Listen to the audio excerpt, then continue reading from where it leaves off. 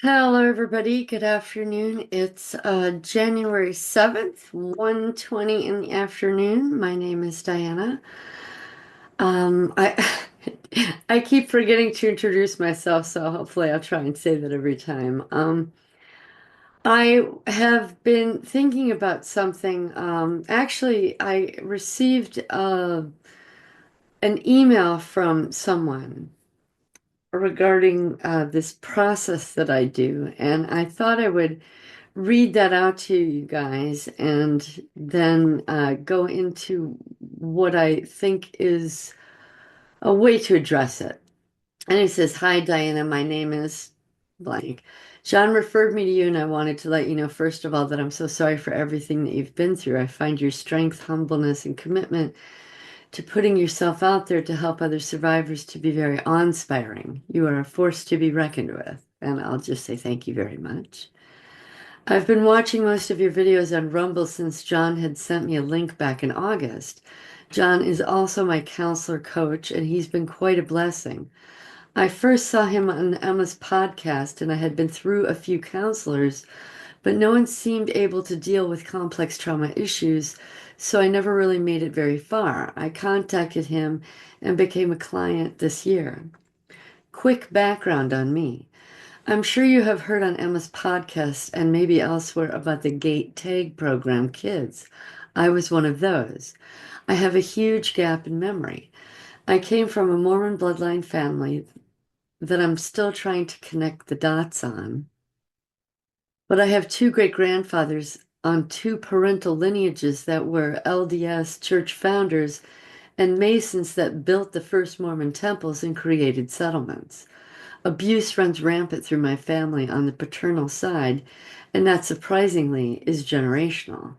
I have reason to believe that I was experimented on and MK Ultra'd, possibly through that side of the family or possibly through the GATE program, or both. I'm not quite able to access parts, but John and I both believe that I have them. I rarely have a quiet moment. I run a business, I have a 2-year-old little boy and a husband, and there's never a dull moment with family drama. I saw your video that John sent me titled Our Path to Healing, and you definitely hit a lot of good points about being quiet to get in touch with your parts and your ever amazing TED Talks. Thank you very much. Do you have any other pointers for me on how to get in touch with parts? Also, I'm really curious, how did it feel once you got in touch with your parts? I get kind of fuzzy around the edges, feeling like I'm being drawn back in a tunnel. I disassociate still, although not as much as I used to. I can definitely feel myself kind of checking out. Anyway, pardon my long email, but I'm so excited to get to talk to you. You are truly inspiring. I just love that you put yourself out there to the world. You have a special role in this lifetime, I think. And although what you have been through is absolutely horrendous, you are using it for good. Thanks for hearing me out, and I look forward to talking to you. So that's the email, and I'll pop up the response that I gave. Oh, shoot, I should have had this ready. I'm sorry.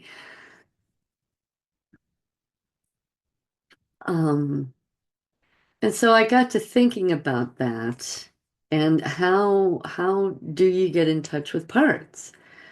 I said, hello, thanks for reaching out. Thanks for your acknowledgement of my experience. Thanks for the support and encouragement. It's all worth it if someone else can heal too.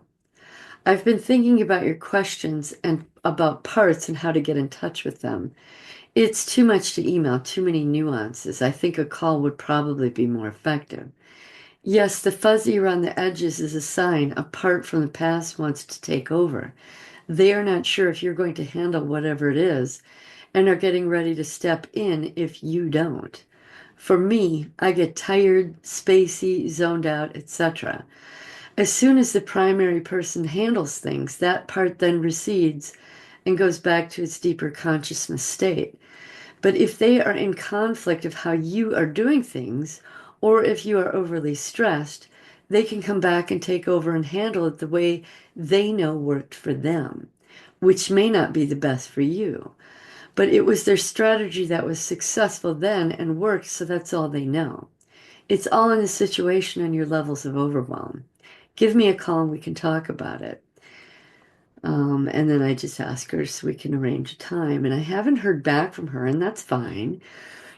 But I thought, if other people have this question, I mean, even just talking to her, how would I answer this? And I got to thinking about it, and I actually, it kind of hit me in a day. And then I spent a couple of weeks kind of plotting out a little presentation. So I thought that I would share that with everybody. And I made another little PowerPoint.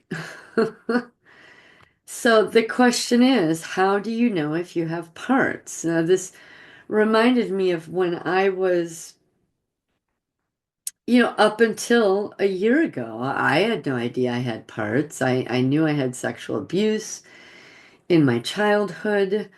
It wasn't until a year and a half ago that, black robes and masks started showing up in some shocking memories and, you know, uh, gangbang situations, things like that. And I started looking at the SRA.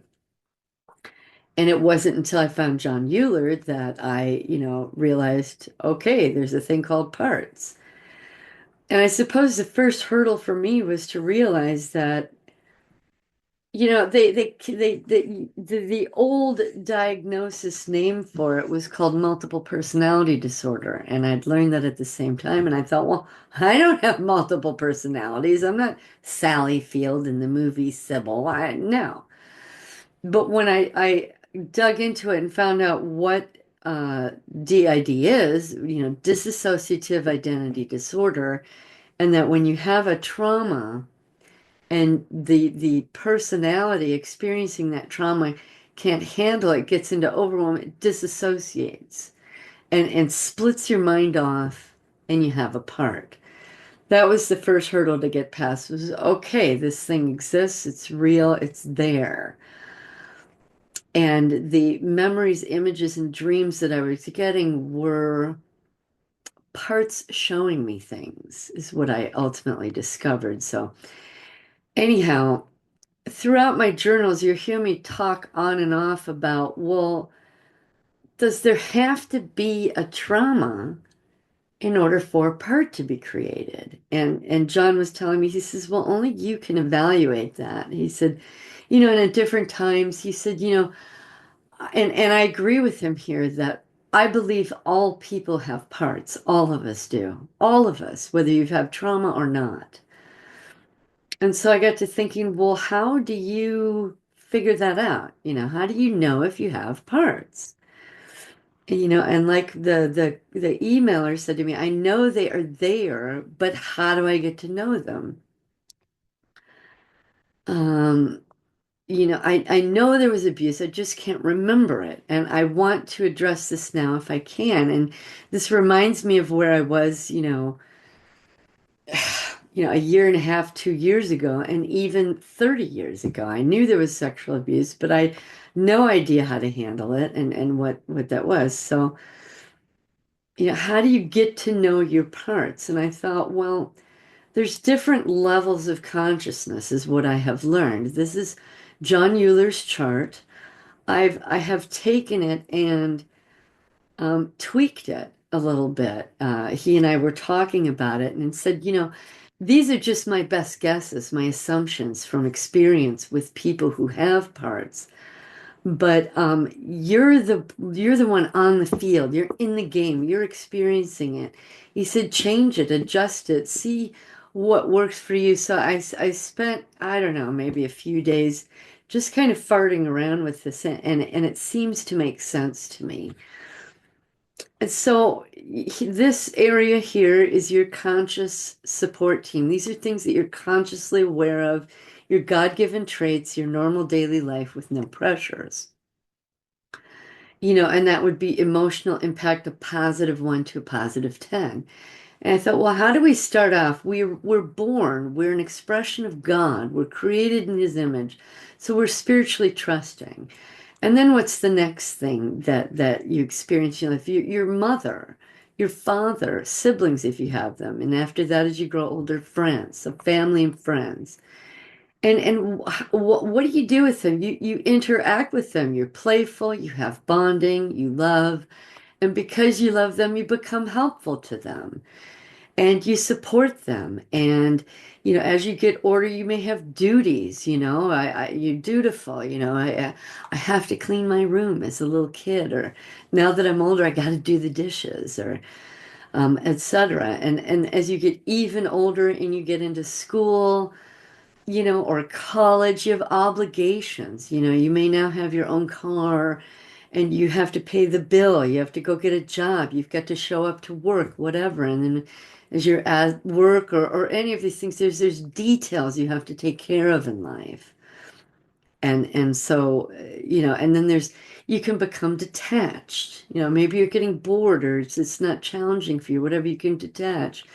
You can be willful and test limits. You get playful. These things kind of interact off of each other. And then there's also a pessimistic part of us because we have life experience and things happen. And there's also a defensive part because if you get a bully or some mean, nasty person, lying about you, you can be defensive and defend yourself. So these are normal, God-given traits. So what happens when there's pressures in life? Just normal daily pressures. Then you go into a subconscious confused level. This spiritually trusting person, is carefree and naive because you trust God and the world and you trust what you're being told. And, there might be pressure, so you're at a -1, -2 emotional impact level. It's stressful. You can feel it. COVID, we all felt COVID, right? The pressures of life. So you're spiritually trusting, you're carefree and naive. Family and friends, you can be spontaneous and irresponsible because you've got your family and friends to back you up, to guide you, to teach you, etc. Playful and genuine bonding can move down into spontaneous, flirtatious, maybe a little irresponsible, and you'll get guidance from your friends and family. More pressures in life, you're helpful with people, and they know that you're helpful. Give a little more pressure, and now the school wants you to participate in the bake sale, and church wants you to show up and donate clothes or your time or whatever. So you're sacrificial. You want to help take care of things. You sacrifice your time, and you do those things. And supportive. With a little bit more pressure in life, you follow the rules. And in this, I'm thinking in terms of with a spouse or a mate or maybe a mom or a dad. You want to support them and you want to do things the way they want them done, and they might want them done a certain way and you disagree, but you get submissive. Okay, I'm here to support you, I'll do what you want, kind of thing. They're putting pressure on you. And dutiful. You go to work, you do your homework, you go to work, you earn your money, you do your duties in life, but with more pressure, you might grasp onto that instead of addressing something that you might really need to address. You might lose yourself in work, or you become overly responsible and kind of push yourself into duty, and that could tie in with, sacrificing, caretaking, being submissive, whatever. And then you have obligations in life. You're doing your schoolwork, your whatever, and again, pressures come in life, and you might want to lose yourself here. And the drill sergeant kicks in. He's like, okay, come on, you got to get these obligations done. You can't put them off. I know you got all this other stuff going on, but you still have to show up to work, right? So the drill sergeant starts talking to you. And detailed. Um, you can get lost in details. And if there's pressure, if you want to maybe escape again from what's going on, you can become compulsive with it. Or just yeah, you go from detail to like getting compulsive about the details and say, you know what, I don't have to cross the T or dot the I today. Sarge, you can calm down, we'll get this thing done, but the drill sergeant's gonna be on you to, and make you a little compulsive with the details when maybe you don't have to be, and detached, more pressures in life, you're detached, you'll find things to distract yourself with, maybe with food, maybe with street drugs, medical drugs, gambling, pornography. As you push down the pressure level, these normal God-given traits shift and change and create something different. So detached to distract or denial, instead of taking care of your work or helping so and so, you're too busy or wrapped up in your video games, and now you're staying up too late, and you go to work and you're not doing well at work because you're half asleep. This distractor denial because you're under pressure and maybe you don't really want to confront things, whatever. The willful and test limits aspect, with pressure, you can begin to become rebellious. You might test the limits of your family and friends, and they'll kind of get you in line and say, no, no, no. If they're good, loving people. But you might decide to say, you know what? I don't want to go to work. I don't, I want to distract myself with video games. I want to go gambling. I want to do my drugs. I'm going to rebel because I don't want to handle other stuff. And the pessimistic aspect of us, put pressure on there and you can start to become negative and hypercritical. If you're kept in this pressurized state, this -1 to -2 level, then you're going to start getting, not just be pessimistic, oh, whatever. Now you're going to be like, I know they're going to be this way, and I'm going to be hypercritical, and I'm not going to give people the benefit of that, whatever. And over here in defensive, get some pressure in life, then okay, I can't seem to defend myself. The anxiety comes in. You're like, I can't, I've defended myself. They're still putting pressure on me. They're still doing whatever. And now you have anxiety because you feel like you can't control anything. So this is, going from the conscious level, your normal day to day, no pressures. You're calm, everything's fine. Put some pressures of life. Think about how we all changed during COVID, right? That's this here. Okay. And some people may have even dived down deeper for COVID, but for me, it was like a -2. Now, go from these just pressures of life, school and work and this and that, and traffic was awful, and my boss is crabby and whatever. Now you're going to take someone and put them in an abusive situation. They're being sexually abused. They're being screamed and hollered at on a daily basis. They're being hit, or we all know what abuse is. Abuse situations. So now you're pushing things even into a repressed level of the consciousness, a -3 to a -6. And these numbers are, from my experience, you all might be a 1 to 3 right here, or 4 to 7.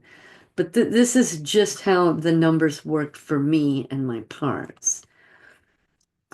So repressed abuse situations, and I was starting to interact with my parts and say, well, are you at this level? Do you do these things? Do you do these things? Do you do these things?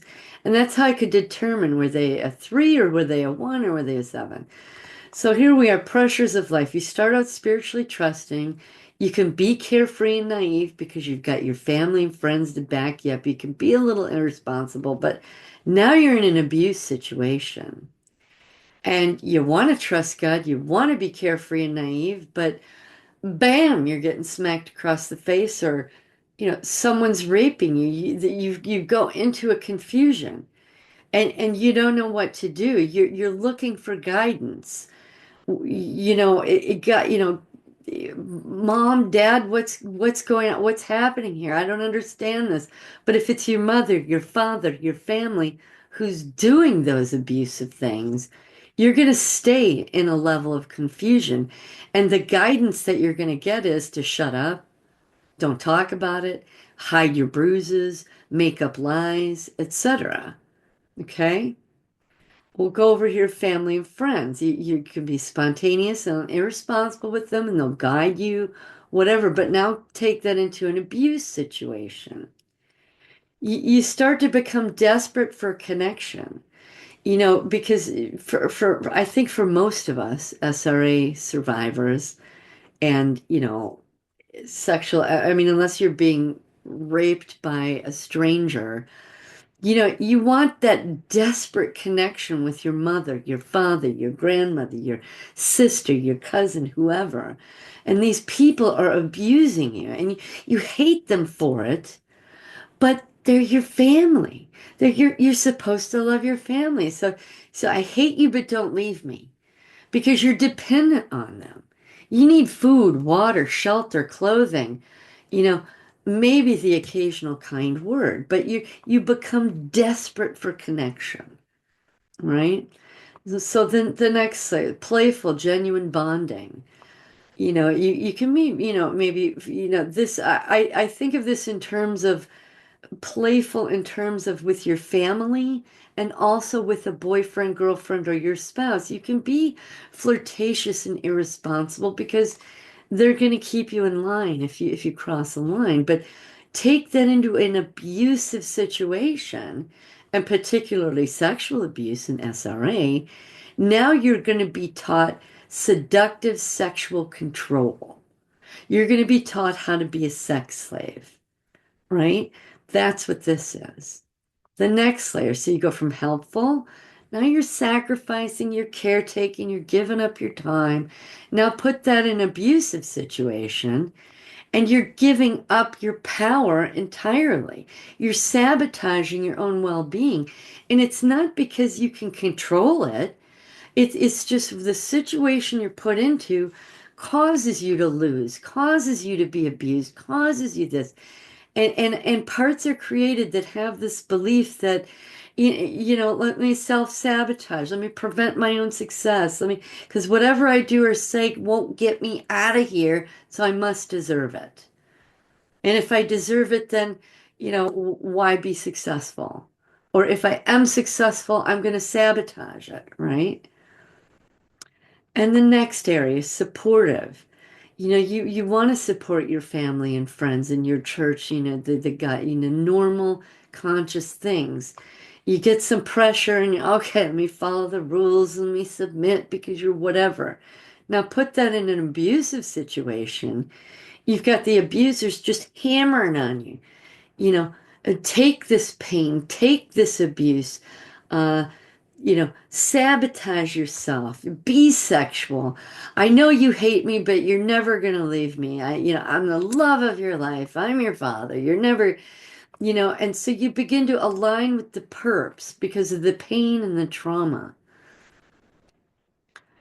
And you become loyal to them. You align with them because you're reliant on them for your survival, your food, your water, your shelter, your clothing. Supposed to be love in there too, but they don't love you. They might say that they do. I love you, and that's why I'm abusing you. And you become loyal with them because that's what it's being hammered into you, right? You're being abused into that.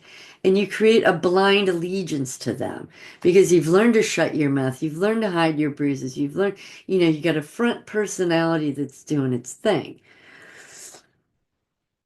So the next section, dutiful. You want to do your duty and do the right thing, but now you're pressurized. Okay, let me do my work, and instead of spending 8 hours a day, I'm going to spend 10 hours today. And now instead of spending 10 hours a day, I'm going to spend 16 hours a day. I'm going to become not dutiful over. Now I'm just going to be a workaholic for whatever the reasons are going to be. This doesn't mean being a workaholic in the abusive situation. It might if you have a job to do in this satanic ritual thing with the MK, and this could be where it manifests, but it could also manifest in your front personality and you become a workaholic to not confront things. Obligations. The drill sergeant's born because you got to get your obligations done. That in an abusive situation, you're loyal to the perps, you've aligned with them, and now you're thinking, oh, well, they're just the bee's knees because I'm your soldier, I'm your slayer, I'm your loyal. I get rewarded for being a soldier and a slayer, and I love you because now you like me because I'm just as bad as you, if that makes sense. So the Stockholm syndrome, you identify with your abuser. The next section, detailed. Then you've moved into being compulsive about things. So more pressure and in abusive situations, now it's starting to eat at you. You channel this anger. You're keeping secrets. You might channel your anger through stuffing your face or smoking cigarettes or exercising nonstop or doing drugs, whatever. You're channeling your anger because it's there. You're pissed off that all this awful, nasty stuff is happening, right? So this natural God-given trait gets twisted and contorted.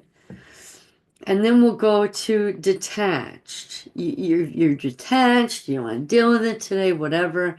A little more pressures in life. Now you're going to distract yourself, deny that you got to do these things you got to do, put yourself in an abusive situation, and that devolves down into, okay, I can't just distract myself and I can't deny it. I'll just become robotic. I'll submit. I will be unquestioning, obedient. I am your servant. Stop fucking with me. I'm doing what you want. Excuse my language. Okay. That's where this comes in. It's just more pressure, more pressure, more pressure. Again, willful and test limits. You become rebellious, but you get your family to pull you back in line. But put that in an abusive situation. Now you're resistant. You're looking to escape. You're trying to figure out how to get out of it. You're angry about it. You don't want to be robotic. It hurts. You start acting out. And I think this is where juvenile delinquency comes in. Or like in my situation, I started to flaunt my sexual relationship with my father in front of my mother because I wanted out of the situation. And all I could think of was to annoy her and piss her off and anger her enough to see what was going on and for her to find a solution, which she did, and she divorced my dad. See, you're resistant, you're looking for, you're acting out. And as a teenager, I smoked pot, I skipped school, I'm acting out. So pessimistic, pressures of life, you become negative and hypercritical. Well, what happens in an abuse situation? Oops. Now you start blaming yourself. You start self-deprecating. Oh, well, I'm not good enough. I'm not worthy enough. I'm just a piece of crap. I'm this. You blame yourself. Oh, wouldn't it happen if I had done that thing perfectly, like the drill sergeant told me to, and I was compulsive about it, I wouldn't be getting in trouble, so I deserve this. You blame yourself. You say you deserve it because you weren't the perfect robot submitting whatever because you got a little resistance there, right? And then defensive moves you down into being anxious because you're losing control. You can't stop whatever it is that's coming at you that you're defending yourself against. It's not stopping. So there's the anxiety. The anxiety devolves down into you're going to start being aggressive and protective, but it twists and contorts rather than instead of being aggressively protecting yourself, you're aggressively protecting the perpetrators because you rely on them for food, water, shelter, clothing. If you don't do what you're told, you're going to be punished, you're going to be tortured, you're going to be this, you're going to be that. So you're aggressively protective towards the perpetrators or for the perpetrators. So we'll go back again. So now we've had conscious, God-given traits, a little bit of pressure, things become subconscious, abuse situations. And I'm just going to say this is, and I don't want to say your normal average abuse because it's all bad, but let's just say this is neglected children, children who are smacked around, not fed properly, whatever they're abused. So those things get repressed.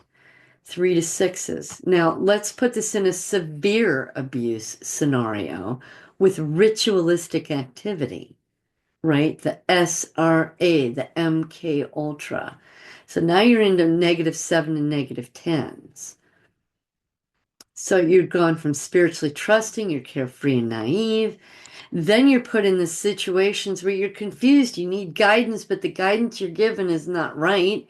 It's guidance to empower the perpetrators. So, you're confused, but you're paying attention, you're listening, you're doing what you're supposed to because you're being abused. Well, what happens when there's even more pressure? You've got satanic robes and people in mass running around, and they're all the awful things. There's demons flying around. You've got people being crucified or flayed or gang raped. I mean, we all know what happens at this level. Well, now you're you're in a scenario where you got demons running around. You're kind of loyal to the perps, and you're kind of not. You're either being abused or you have become the abuser, and and you don't see God anywhere. You know what I mean? And you're doing these things you don't want to be doing, and you start to get guilt about it, spiritual guilt, because God, you were once trusting of. Now you're doing things God would disapprove of. Your conscience can't deal with it, and you get spiritual guilt. Or that progresses even further, and you say, well, God just must not exist anyway because all this is happening. And you become an atheist. You stop believing in God. Okay? Family and friends, you could be spontaneous, irresponsible, and they'd reel you back in. And then the pressure comes on, you're being abused. Now you're desperate for connection. I hate you, but don't leave me. Put even more pressure on that, and what happens? They're betraying you or you're betraying them. You've got, this again, this split. I hate you, don't leave me. But now it is so strong and so awful. You can move into this fits of depression or fits of high levels of energy, this back and forth, or I love you today, and then tomorrow you vehemently hate them or whatever. It's that borderline personality disorder, the opposites, the low lows and the high highs. Because you're being torn. I love you, but I hate you, but don't leave me. You're torn, and that gets pressurized and pressurized and pressurized. Again, with the playful, genuine bonding, you can be flirtatious and irresponsible. Your family reels you back in.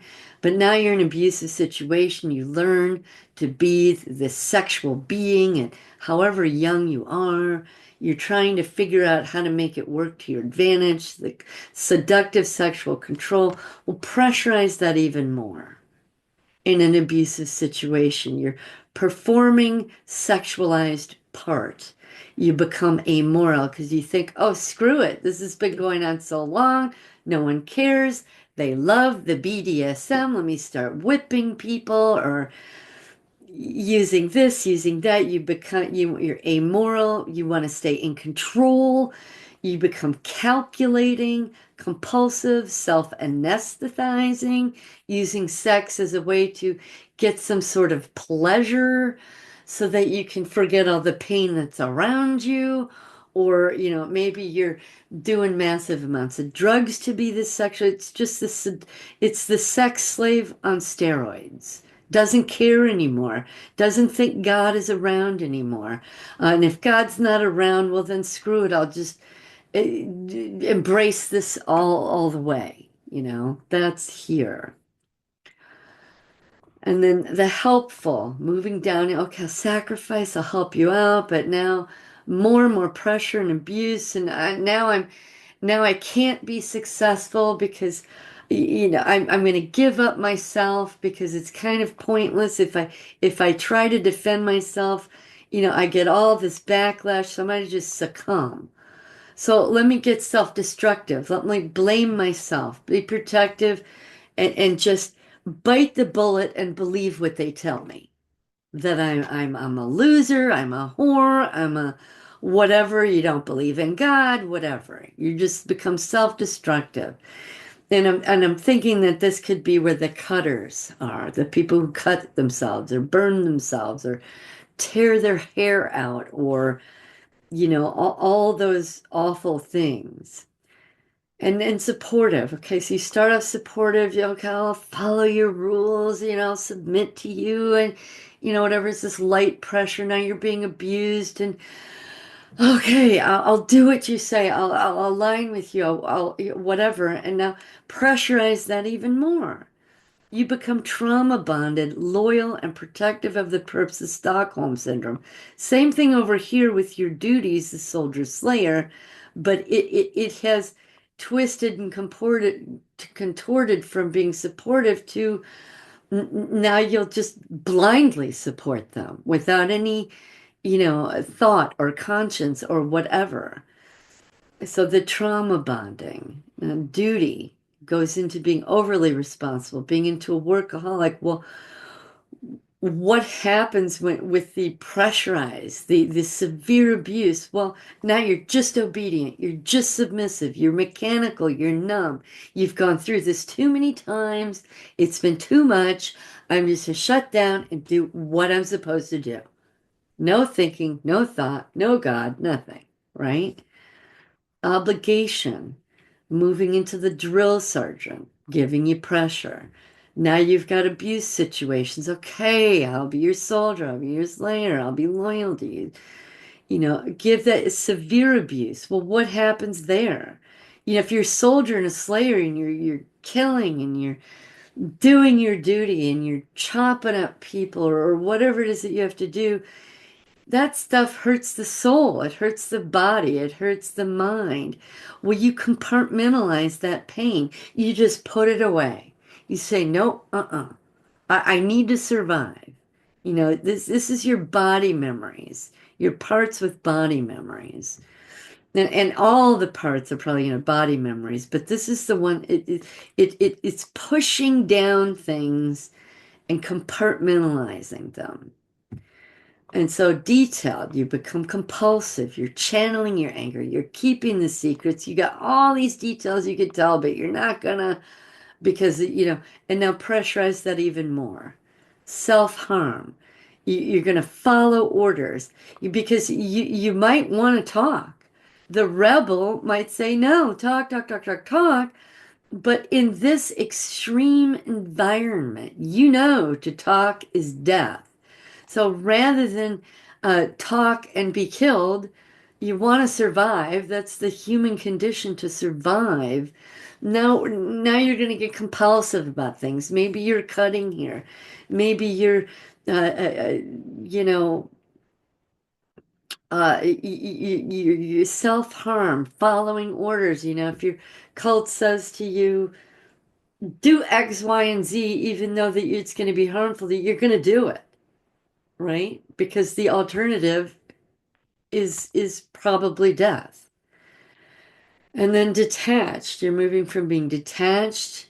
Now you want to distract yourself and deny what's going on. You become robotic, submissive, unquestioning, obedient.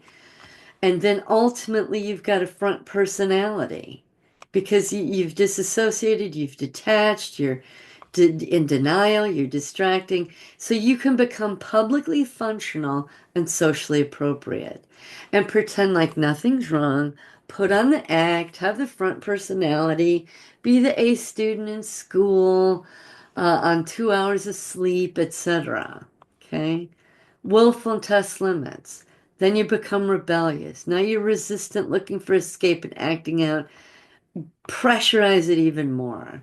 This child part wants to get help and stop the abuse by disclosing, but you've got all these other guys that say, no, no, no, no, no, no, no, right? and pessimistic, going negative to hypercritical, self-deprecating, blaming yourself, saying you deserve it. And now you're just a helpless young child part. It's like it's the backup to what's going on. It's just so much. It's too much.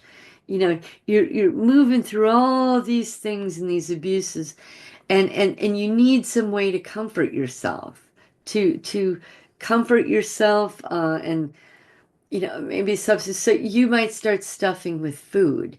You might overly exercise. It's the helpless and child part that trying to comfort you. And maybe it's for me, I like to twirl my hair and I smoke. I still haven't figured out what part the smoking. I think there's too many of them. And then this is another one, defensive to anxious to aggressive protector. But you're still, even though you're aggressively protecting yourself by aligning with them, because if you don't, you're going to be dead. It's still a helpless young child part. It's like a backup to this. These are comforters. These are two people that want help, can't get help, and they find a substitute so that they can have some comfort. I found a way to knit when I was like 9. I was just knitting like crazy, knitting 10 foot by 10 foot blankets.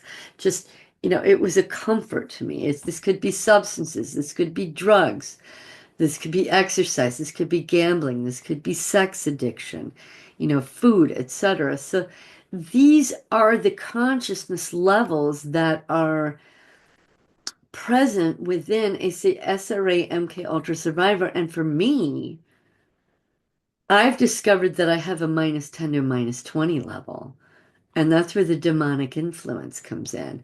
And I'll show you that on some other day, but I just wanted to get through this because once you get it down into that demonic level, everything kind of crumbles apart and you just do what you gotta do. You do what you gotta do. It just kind of all crumbles in the face of demonic activity or a MK Ultra and you're being electrified and the brain just kind of whatever. But I needed to be able to qualify between, okay, is there demonic energy just in the environment? That's like 11, 12. 13, 14 is, well, is that demonic influence now starting to kind of interact with me? Okay. And that kind of, if I'm in a group of people or something, and then the next level, what is that? 14 or 1, 11, 12, 13, 15, 16 would be, okay, now I have a demon directly in my face interacting with me. That's like 15, 16. 17, 18 is me witnessing someone else be possessed or have such a horrific internal experience. It's like a 17, 18. And 1920 is that one-on-one, face-to-face demonic interaction where they enter you, they move through you. It's just that personal one-on-one, face-to-face. And I needed to honor my parts that experienced that by creating the next level down, which was from a 10 to a 20.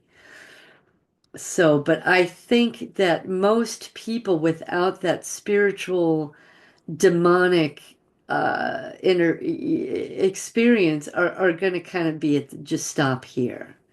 But for SRA and even MK Ultra, you have to admit there is an evil present there. It moves below this. But for the sake of this talk, I'll just move on. Anyway, so the thing is, how do you know if you have parts? Well, you got parts if you have abuse. But if you can't remember the abuse, you're going to be conscious of normal day-to-day pressures or days without pressures. So I thought, well, let's just address the parts that are conscious. And you say, well, how is a part? I thought parts were created through trauma. And they are. But I think parts are also created through not having trauma. And so what I did was I thought, okay, who's the support team? Who are these God-given traits, normal daily life with no pressures? So you're so spiritually trusting, you have your family and friends, the bonding, helpful, supportive, dutiful, obligations, detailed. You could be willful and test limits. That's how we grow. Detached, pessimistic, defensive. Well, how are these parts created? They're conscious. You're not under pressure. You're not being abused. How are they created? And some people might even argue they're not parts. You know, I had a girlfriend. She told me she got some pressure in her business life, and she started smoking for about 2 or 3 days, and then she got the situation handled under control, and she stopped smoking. And I was so jealous because I thought, wow, I'd love to be able to just turn that on and turn that off, but I can't. And I said, well, you have parts. She said, no, I don't. I said, you have a part that smokes. And she says, no, no. So anyway, I thought, well, how do we create conscious parts? Well, you have to learn things through life, don't you? So there's no abuse. You have a loving family. You're born, you got to learn how to get dressed. Mom's not going to dress you anymore. You're going to get potty trained. You have to learn how to use the potty. You're going to, have breakfast without, throwing it all over you because now you're in control of your body more. And, you'll go to school, learn what that's. Oh my God, I have to interact with other people in a strange building. And it's a new thing. You're going through learning curves. You have to learn how to dress yourself. You have to learn how to eat without throwing food around, learn how to interact with others, learn how to study. You get out of school, now you're an adult, you're gonna learn how to exercise. You might be a teenager, an adult, and learn how to cook, learn how to work with a computer, check your email, go shopping, etc. You have daily activities you have to learn. And I got to thinking, well, as you're learning something, I keep thinking about in terms of the jobs I've had, you start a new job, you go there, and you might have 8 or 10 different tasks you have to do, and you can really only absorb one or two at a time. And you're going through your orientation thinking, oh, yeah, I can do this. But when you actually start doing it, you remember those moments where you're learning something and they've told you what you need to do, but you've forgotten it because there was so much, you're overwhelmed with all the information, and you're focusing on the 1 or 2 or 3 things you do remember. And all of a sudden somebody says, hey, you need to do X, Y, and Z.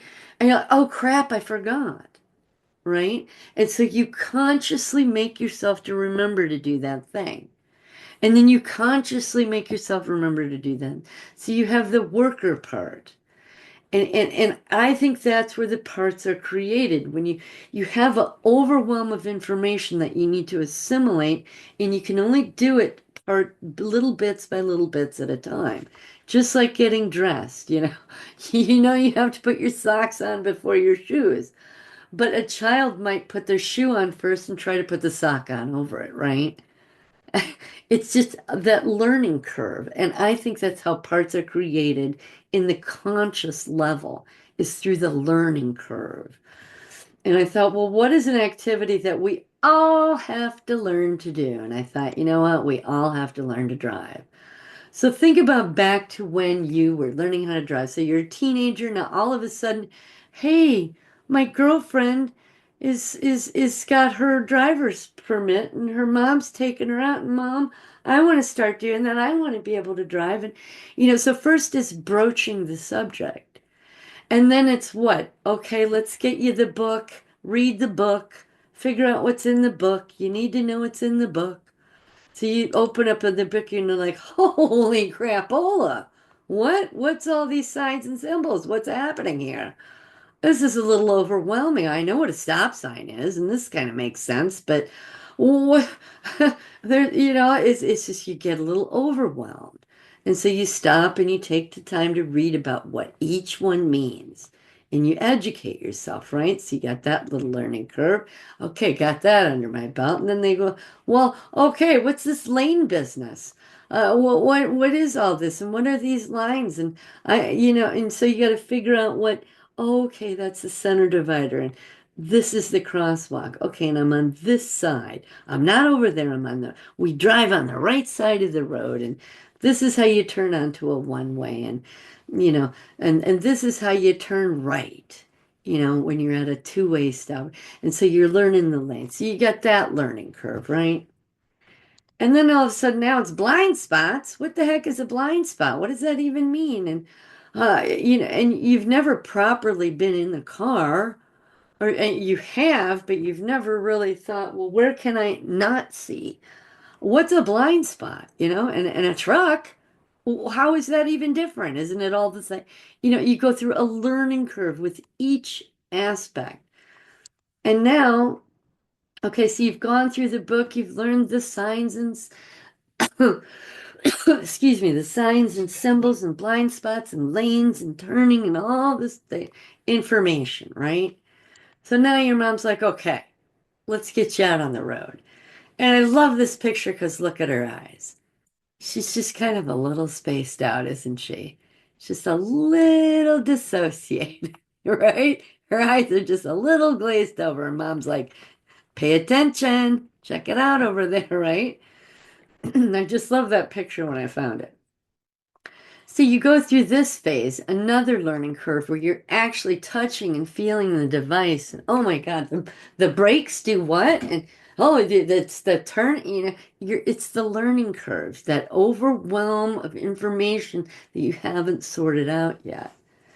And now, okay, this is becoming smooth. You're figuring it out. Mom's not quite so stressed out, whatever.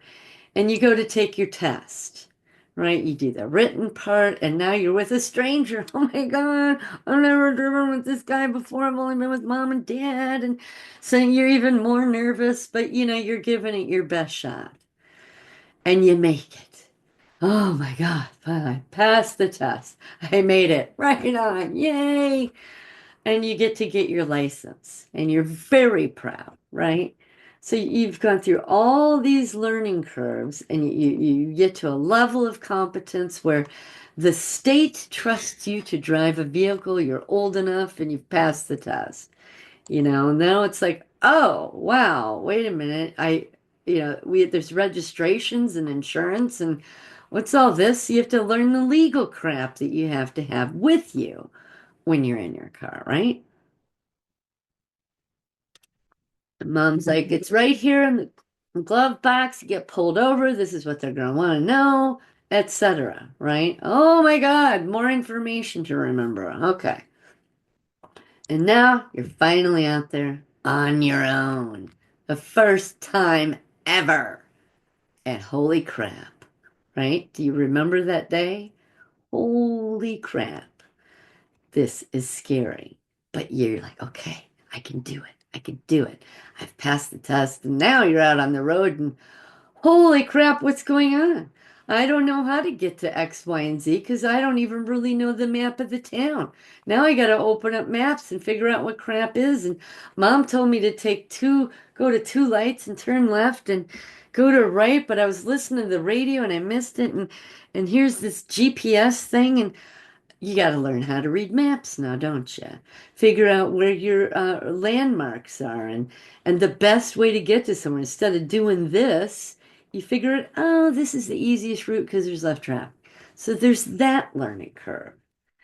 And you're also like, wow, I got to keep this thing filled up because I wasn't paying attention. I ran out of gas, right? Or I'm on fumes. Holy crap. You have that moment of panic. I better gas up. And how does this operate? And how does this work? And you probably learned this with your mom or your dad, whoever was teaching you. But there's this aspect, the mechanical piece of it, how to get the vehicle, so it can go. And then they're like, okay, well, you know what? You might have a flat tire. You might have to put windshield washer fluid. The battery might go out.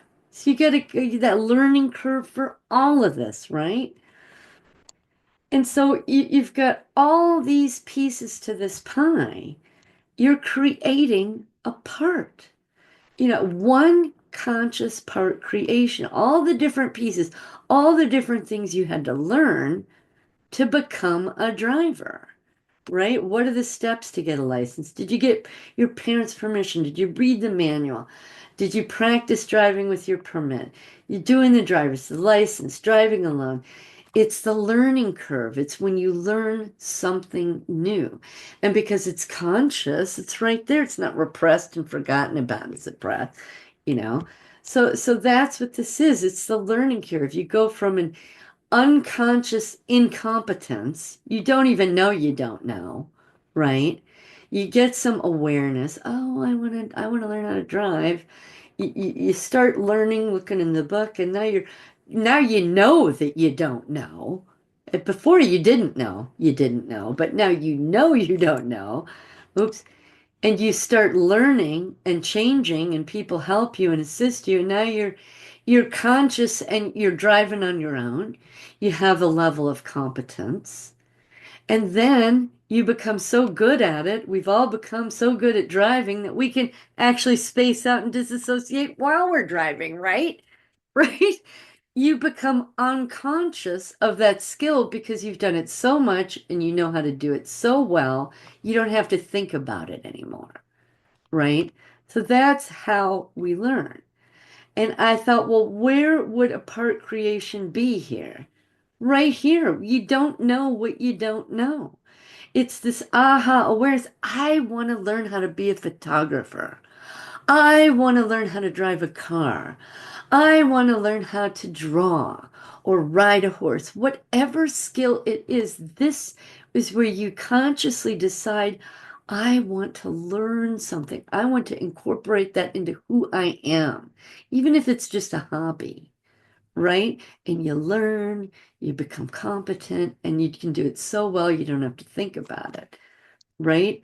It's you creating the part right here, and that part is developing and learning along the way.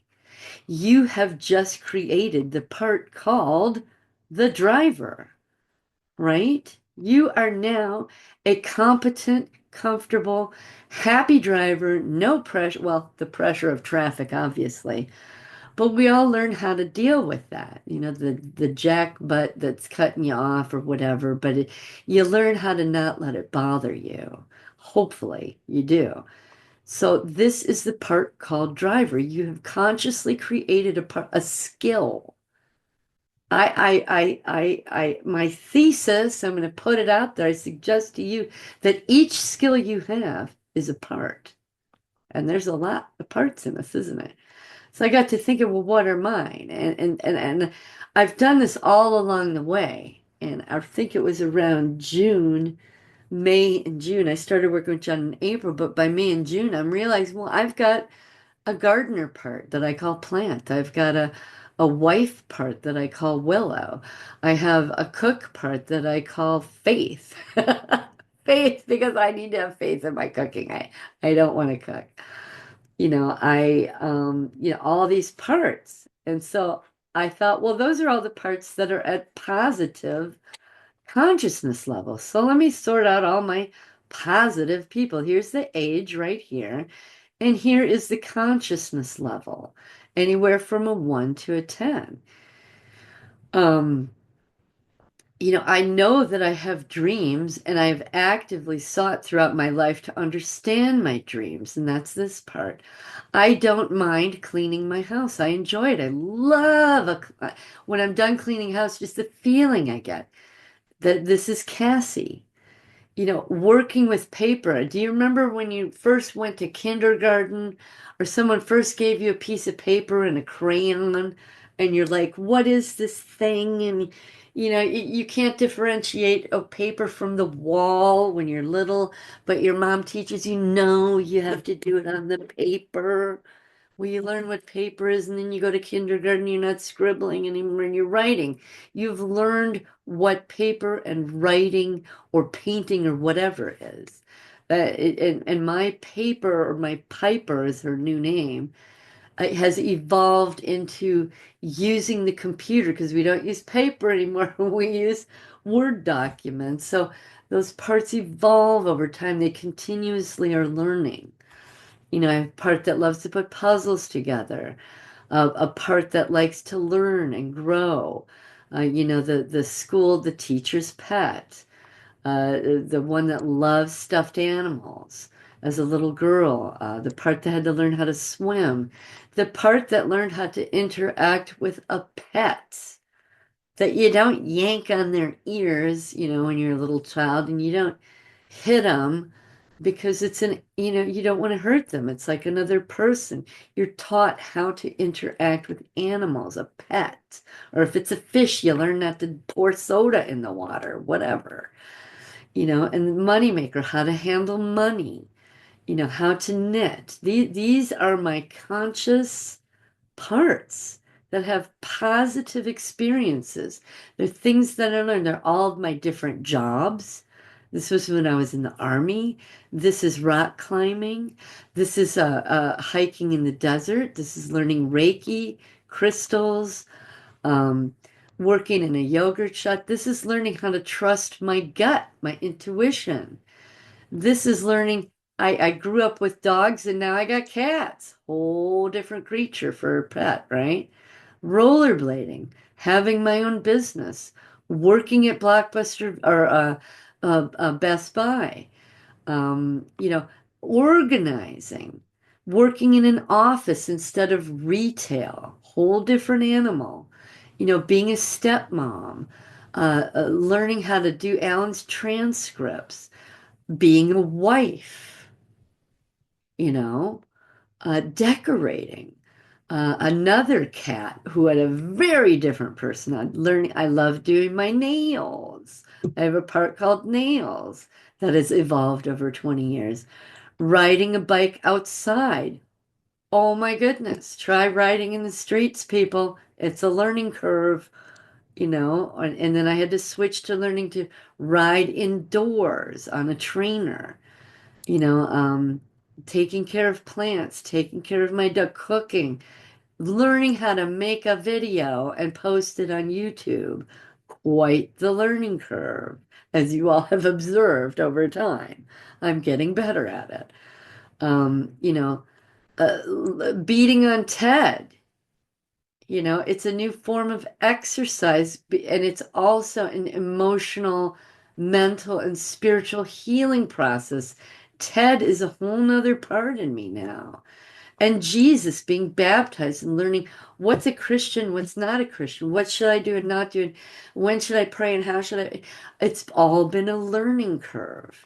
And John, working with my counselor, I can hear him in my ear when I'm having a problem and we're not in session. I can hear him say, "Go beat on Ted."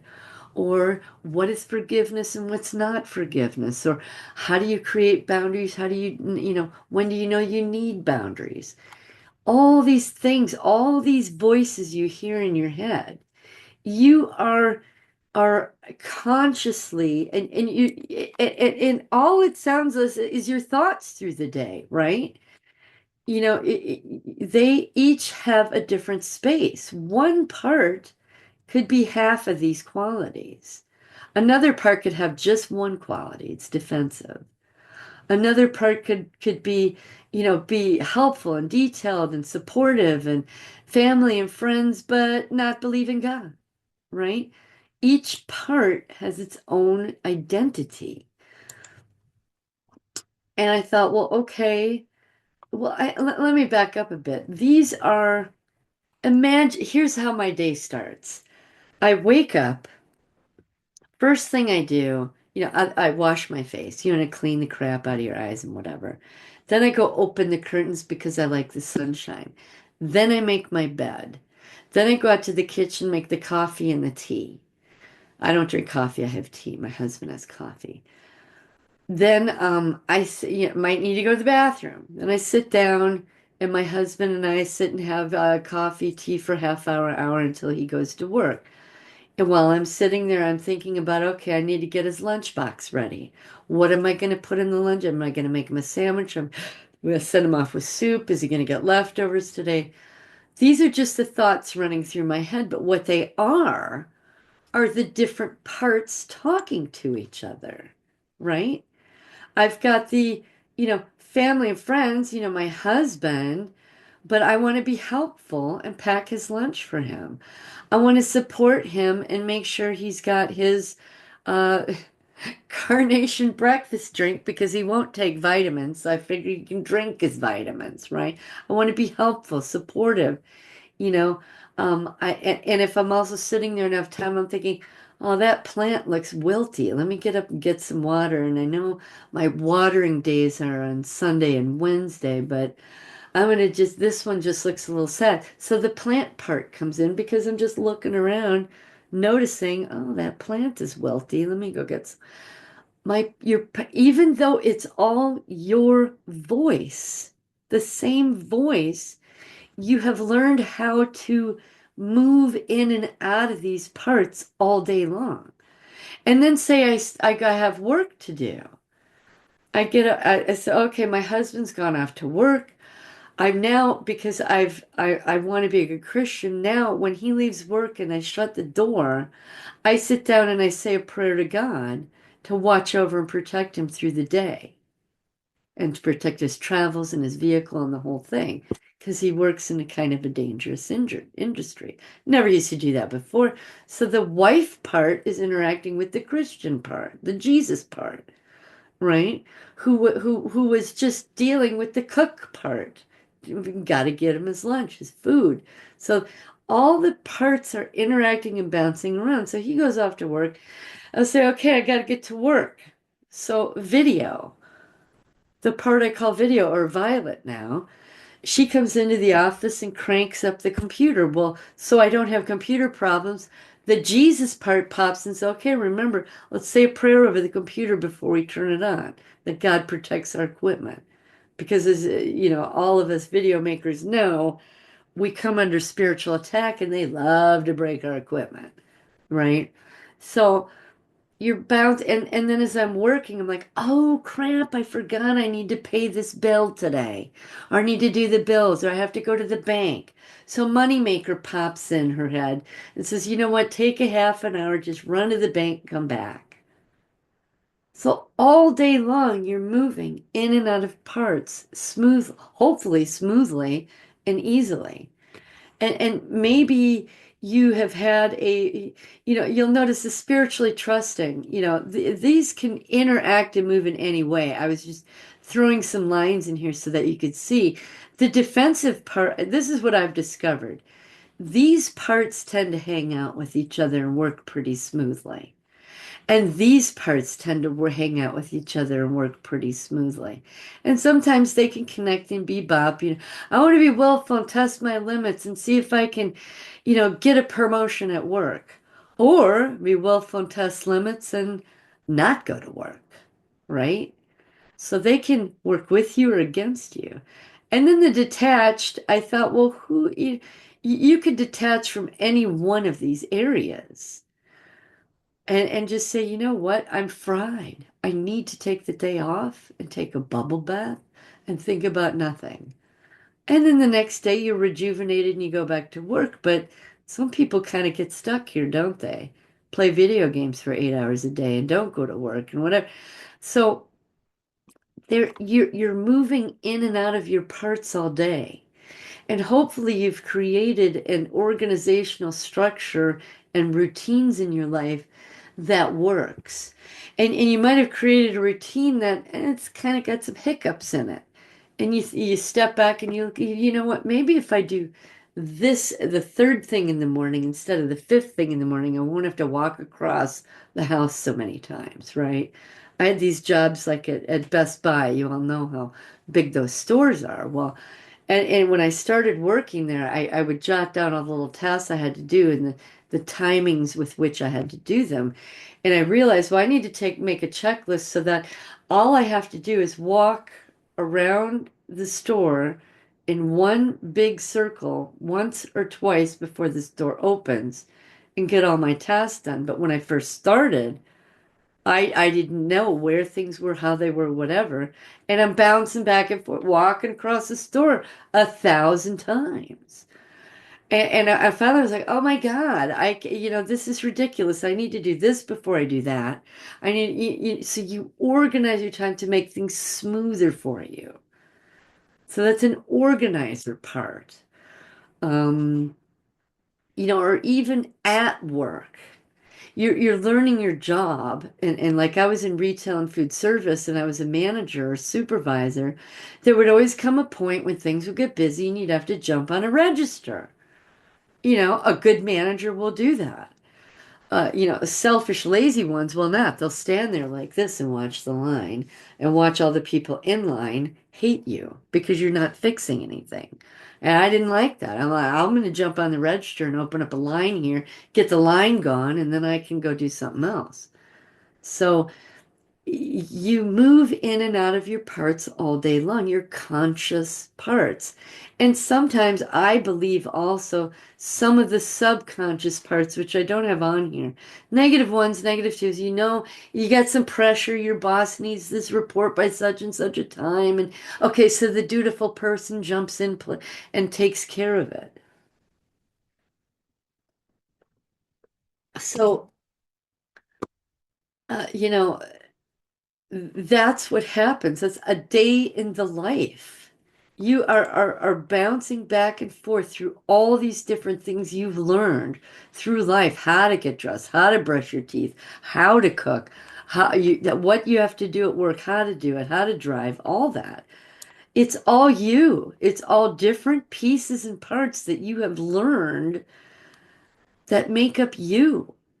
And all those parts have a voice. And they might argue, the plant part might say, well, I don't want to get up and water that thing because I'm just so tired I didn't get enough sleep. I'll leave it till tomorrow. Right?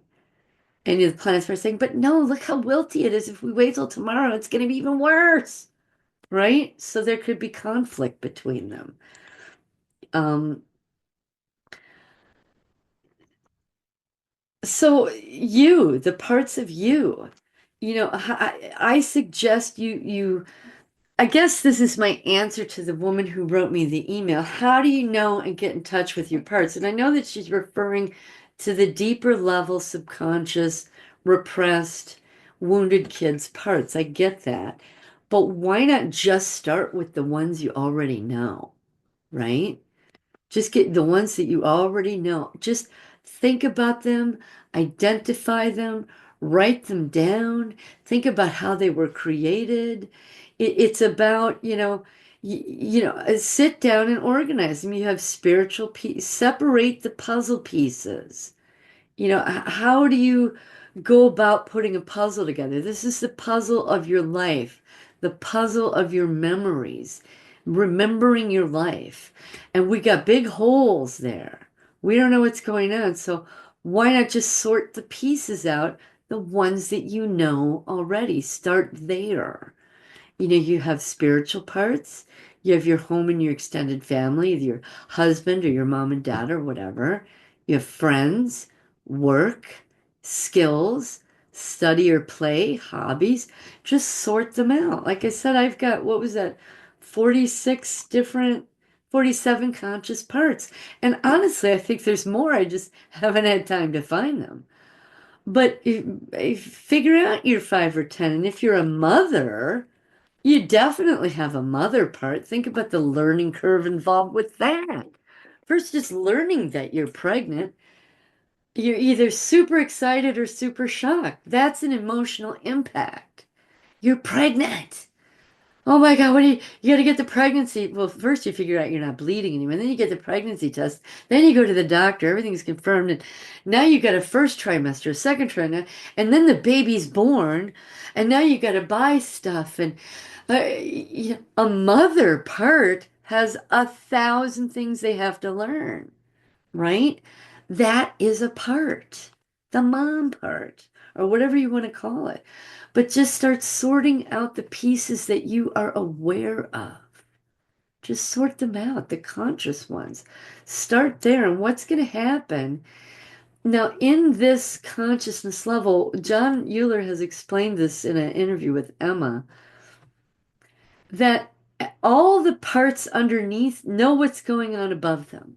All of them do. The problem is they don't know what's going on below them. It's suppressed. So this level does not know what's going on down here. And this level does not know what's going on at these two levels. And your consciousness level, as this woman who wrote me the email, she knows there's there, she's conscious they're there, but she can't seem to reach them. Well, I'm going to suggest to you, to all of you, start with the ones you know. Start to hear the difference in their priorities. Start to realize, wow, I really give this part more attention than this one. And I really get stuck in this part and say to heck with that part. Do you know what I'm saying? Get to know the parts you already have that are already there, that are conscious with you.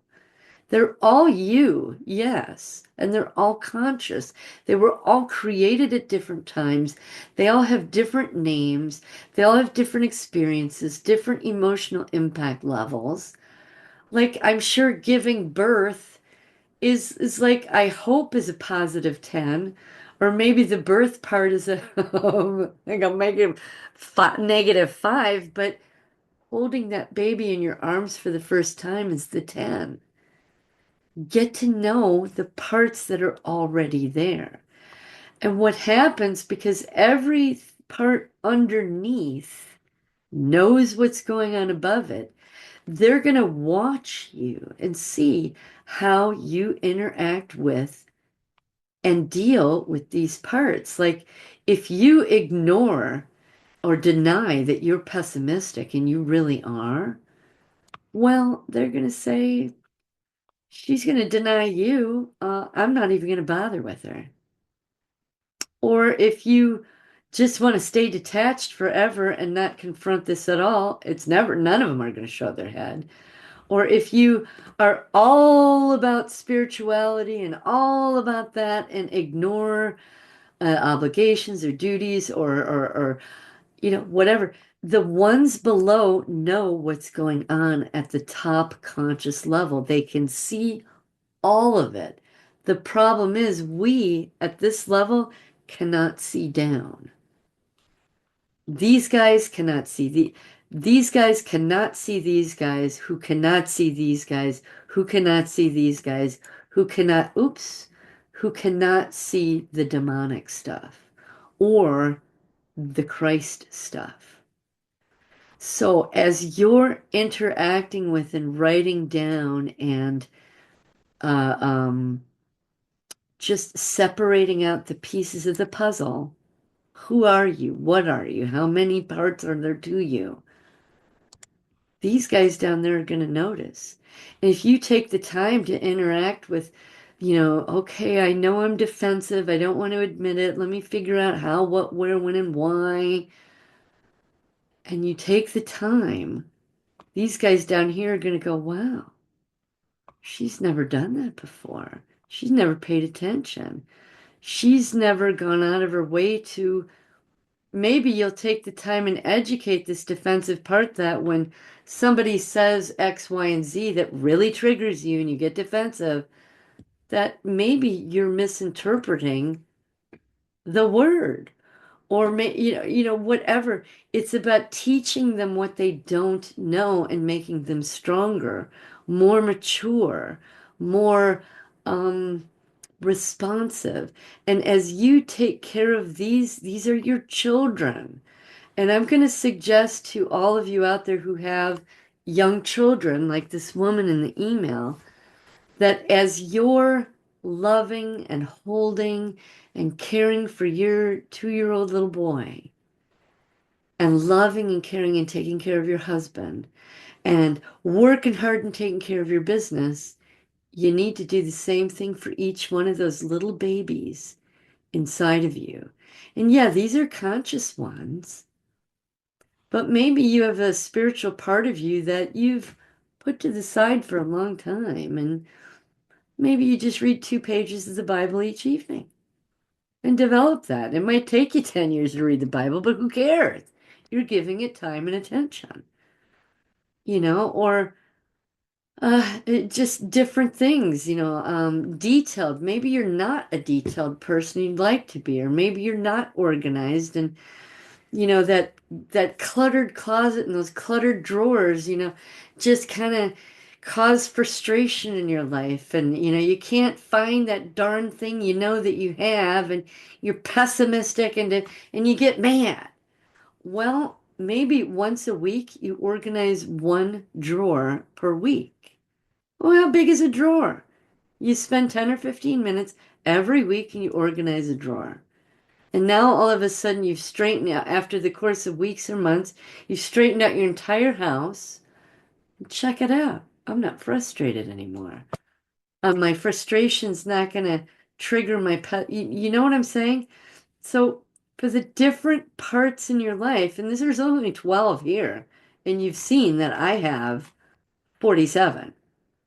Right? And the different skills that you've learned, you've sorted them out, you're getting to know them and who they are and what they are. As you're doing that on this level, all these guys are watching. And I got to think of, well, how do you do it's like putting a puzzle together, right? What's the first thing everybody does? You put the edge together. And you might find all those bright red pieces, and you know that there's a truck, and you put the truck together because it's connected to the edge, and that's easy. Well, the edge are the conscious parts. You're putting the puzzle of your life together. Discover who your support team parts are and how they fit together. Because these pink guys are not going to match up with the green ones, but they do all fit together in their proper order. And you might tap into some subconscious parts, a little bit deeper in, right? And you, oh yeah, because I know that conscious, I know how that fits together. It fits together there because I'm conscious of this, and that's the edge piece. So yeah, that's cool. I can get the subconscious, and now because I've got that, I can kind of dig a little deeper and get in that deeper part. I know that this is a part of the picture, and okay, cool, I got that put together. It's not attached to anything. I don't know how it fits quite yet, but I know it kind of goes there. That's what you're doing with your parts as you start to dive deeper. Okay, but you've got to know the edge pieces first. And granted, you might not find one or two or three, and you got a little hole hanging out in there. We all know that happens, but so you've got the edges of the puzzle done. You might find that little truck that's connected to the edge. So you find some subconscious parts, and now you got to start digging into, these guys are comfortable with what you're doing up here, and they might pop their, and you might start remembering, oh, I remember when I was a kid that, that bully in school used to just pick on me and pick on me and pick on me, and he had red hair and blue eyes, and now every time I see someone with red hair and blue eyes, I become anxious because I couldn't defend myself then. Oh, that's why I get angst. It's a subconscious thing that you haven't tucked it away. It's just life moved on. Eventually you had to stop dealing with the bully. Things calmed down. The pressures went away. And so now that part's hanging out there waiting to be remembered.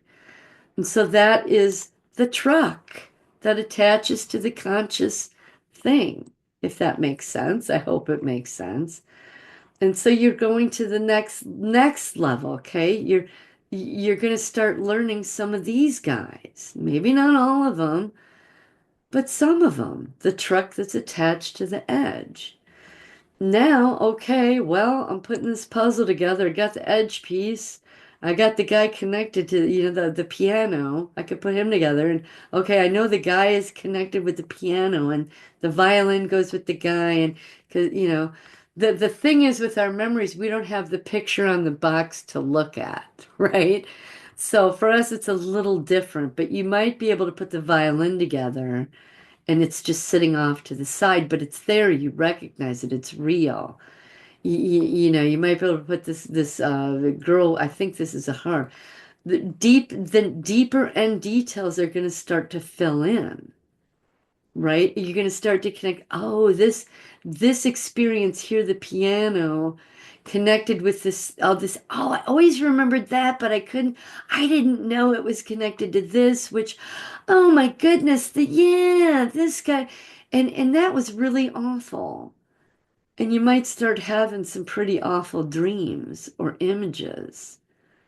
And oh my God, you're getting deeper into the puzzle, excuse me, right?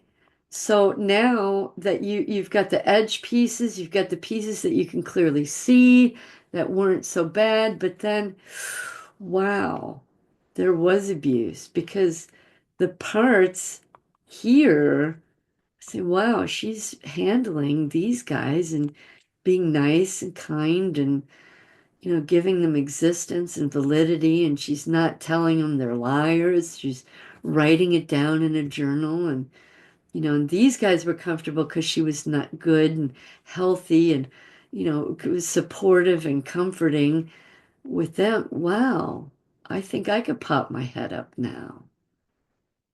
And so you might get, you're getting deeper into the puzzle. And it can be scary because you're like, holy crap, if this was bad, then what is this empty space? Yikes. That's where you kind of say, well, am I committed to finding out the puzzle of my life, or am I okay just being right here? And for me, I want to see the whole thing, the whole thing. I want to be fully conscious of all of it. I don't want any parts neglected or forgotten or because that's neglecting and forgetting pieces of myself. Yes, they're parts, but they are pieces of me. And how can I possibly ever love myself or develop myself if I'm going to forget or ignore pieces? If I just want to say, you know what, you guys are all white. I don't want to deal with you. Well, the puzzle will never get finished. And same thing as you start interacting with dealing with these uncomfortable things. These were a little stressful, but now these are uncomfortable. And down here, they could be unpleasant, distressing, and there's a next level below that's horrifying. But each level underneath sees what you're doing above. And I I like to put puzzles together. Thus the analogy. Eventually, you'll fill in the deeper stuff, imagining doing this puzzle here. First, you got the edges, okay. Then you can put the balloon together. Okay. Now you got this amorphous white weird stuff. It's a little bit more challenging, isn't it? It's not clear. Not clear like these lines that you can line up, pop in space. And so you get all the white cloud business done. That's the third level down, subconscious. Or I'm sorry, repressed. So the edges are conscious, the clear images are subconscious, the vague images are repressed, and then these pieces that are all the same color, can't tell them apart or barely tell them apart. Those are the repressed wounded, those are the wounded kids. Those are the wounded kids down here. They're very challenging to figure out how to fit into the puzzle. But are you going to leave that incomplete puzzle on your kitchen table for the next 10 years? Or do you want to fill it in and put it away and feel good that you finished it? You know what I mean? So that is, I guess was the best analogy I could come up with to get to know your conscious parts first. They're your support team. They help you move through life on a day to day. And even some of your subconscious parts. Who are you and how are you when you're in traffic jams? Right? Or your boss is a jerk and putting pressure on you. Those are these parts in here. So start working with these, the support team and the subconscious team. And as you do, and as you work with them, and I hope you have a TED or a plastic bat and beat your bed or whatever. These guys are going to start to relieve some of their stress. Your boss is being a jerk for the day. Beat Ted. Beat your boss on Ted and tell your boss what an MFer he is and how ridiculous and how stupid and whatever. And you might discover when you're done beating on Ted, you go, oh my God, I just figured out how to finish that project.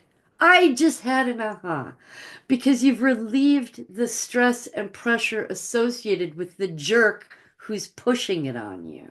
You release it, and your mind, your creative energy is set free, if that makes sense. You can think again because it's not being clouded by the jackbutt who's hassling you or the jerk off that was, cutting you off in traffic or whatever. Work on these two levels. All I can say is get as much help as you can. This is an actual puzzle. Look at the size of it. It's amazing. Get counseling. Talk with your spouse. Maybe your spouse, maybe you both work in the same bit. You work together in your own business, and you need to take 6 months or a year off so you can dive in here. And your spouse needs to step up. And maybe you guys need to hire somebody. And, now because you're not going to be working, you're going to be able to be home and take care of the baby. You're not going to have daycare to pay for. So you can put that money in an employee that you're going to hire. Granted, they won't know as much as you do, but maybe that's where your spouse takes on a little bit extra load so that you can spend 6 months or a year doing what you got to do to let go of and get rid of the pressure from all those years of abuse. And then in a year, 6 months, a year and a half, you can come back to work with a creative energy you never had before. Do you know what I mean? Or you might even be at home and, oh my God, I just had an idea. So when my husband comes, I'm going to tell him, you know? Whatever. You're freeing up your God-given inspiration that has been covered and squashed. So, or maybe you take 3 months each year off. Your daycare money can go towards a part-time employee so that you can spend 3 months working on stuff and then go back to work for 9 months. And maybe you could do that for 5 years or so. Just have a 3 month block of time dedicated for however you and your spouse work it out. So, and watch survivor interviews. When you're in that time and you have that space, allow yourself to be triggered. When you are triggered, it's a part, even in traffic, even at work, it's a part inside you. I don't know what level it could be that's getting your attention and saying, oh my God, that really bothers me. I saw that and it hurt and it's making my thumbs hurt and it gives me anxiety. It makes me want to cry.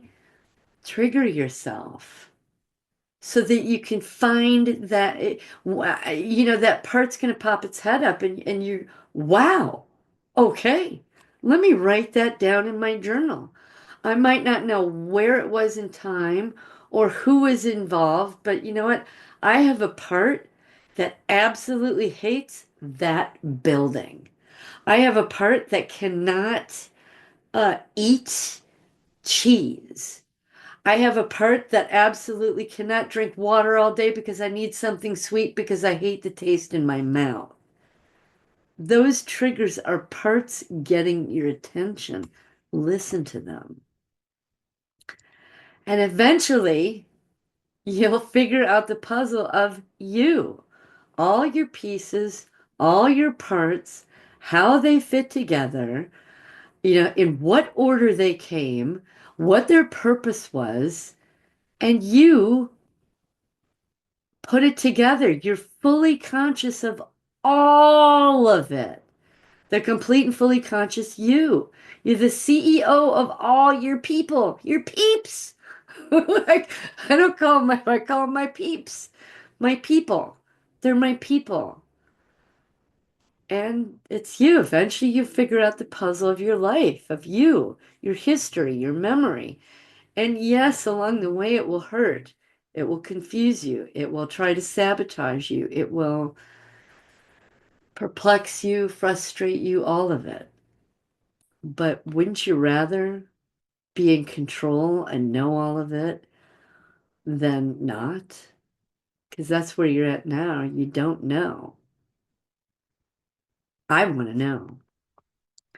So again, get to know your support team, your top layer of your consciousness, your actual consciousness, who you are when there's no pressure. Next level, and as you're getting to know these, you're gonna have realized, oh my God, that's right. My sister punched me in the face when we were at the lake because I stole her ice cream cone or whatever, you know. These little guys will pop up as you're discovering these guys and interacting with and talking to them. And the more you do that, the more these guys will pop up because they're connected to the edge pieces. Same thing as these guys pop up and feel comfortable and you work with them. And I'll go through what the work is that I do. Um, my next slide was okay, thank you, I'm done. But I'm not. The process that I go through is it started off with the 8 or 10 step process, but now it's down to 5 steps. I've found that several of them are just irrelevant, that they're not necessary. And they served a purpose. It helped me sort things out, but um, these 5 things do it for me. And the first one is when a part pops its head up, I will go online and find images that represent the old part, right? They'll give me their name and the old part. And then I'll take them and put them in my list of names chronologically as best I can. You know, I can't count how many times I thought a part was 6 and it was actually 3, or 5 and it was actually 10. So that you're not going to have it 100%, but as you go along and you learn more and you learn more and you learn more, you go, oh my gosh, Mary Jo isn't a 3, she's a -6. You go in and you correct it. Because think about it, would you be happy if someone always spelled your name wrong or never paid attention to if you like that you know if your husband or your spouse didn't know that you absolutely hate a certain thing? You need to get to know your parts just as well as you know your spouse or your children. They're your children, they're your people. You have to respect them. And this is my list. I mean, look at how long it is. You know, it goes from before age 1, and you know, the different color zones indicate a single incident to here's 5, 6, 7, you know, 8, 9, 10. You know, I'm in my 20s here now, 30s, 40s, 50s, things calmed down. But up until I was about 20, well, and I'm discovering now, I got a crap load of parts in my 30s. I'm kind of blown away. You know, it's just, you know, like this handful, well, not a handful, what is that, 15 or 20 or something? Well, no, I think there's a lot more. But first thing I do is I put their name in, their age, and their impact. I leave the new name and the new picture until that part is ready for it. Okay, that's number 1. Put them in the timeline. Number 2, charting out the timeline with the emotional impact. Let this thing open here. I just copy and paste. I made a different tab for each age, 0 to 2, 3, 4. You can see mine. It's a lot of crap going on here. 6. Believe it or not, 6 years old has 2 charts. 7 years old has two charts. 8 years old, one chart. 9, 10. All I do is copy and paste from that first list their name, their age, and their impact. And I have formulas all built in. I've got blank forms here if you want them. All you got to do is plug your name in, plug the information in, it will graph it for you. And as you can see, here's the 0 line. And this yellow line means -10 because mine go down to 20. There's some instances where things got very ugly when I was young, beyond the 10. But you get to see your life and the parts. It's yes, I get to see it consciously and know, okay, I can think with it analytically. Okay, my life's a roller coaster, so maybe that's why I create a roller coaster in my life now. I don't really have a roller coaster in my life now, but what the parts get out of seeing this, and these dashed lines indicate a single incident. All the parts connected with a single incident. So they get to see, wow, I wasn't alone. There's 7 of us here. And check it out. Just at the age of 10, whoo, wow, that's a lot of stuff going on. No idea. I thought it was just me over here in my little prison, right? Having a meltdown or lashing out at people or whatever. You know, for them to see they see everything I am looking at, and I ask them, look through my eyes and watch what I'm doing. So, like, wow. And check it out, she's putting me on the graph. I'm important enough to be on that graph. I'm important enough for her to take the time to find a picture to create this bio. Look at the level of importance that she's giving me. She looked for a picture that I picked out. She listened to my name. She's asking me, well, what year was it? Well, I'm just gonna guess until you can tell me for certain. Where were we? I'm just gonna guess until you, or leave it blank until you tell me for certain. What was your purpose? Wow, look at how much time and attention she's giving me. And that's just the bio. Look at this chart. She's sticking me on there with everybody else. Oh my God, look at all those people. I'm hanging out with all of them now. Wow, we're all part of the same person? Really? Unbelievable. That is the timeline emotional impact graph. You can see your life in graph form. That's number 2. Number 3, emotional intensity. Now, this is the chart I was just showing you with the consciousness levels. What I've done was take it and oops, I think I have it open already. No, I do not. Here it is. I took name, age, impact. If they have a new name, that gets plugged in there, and I just put the qualities there. So if you're a positive, a 1 to 10, are you supportive, detached, playful, pessimistic? Do you test limits? Or are you helpful, detailed, supportive?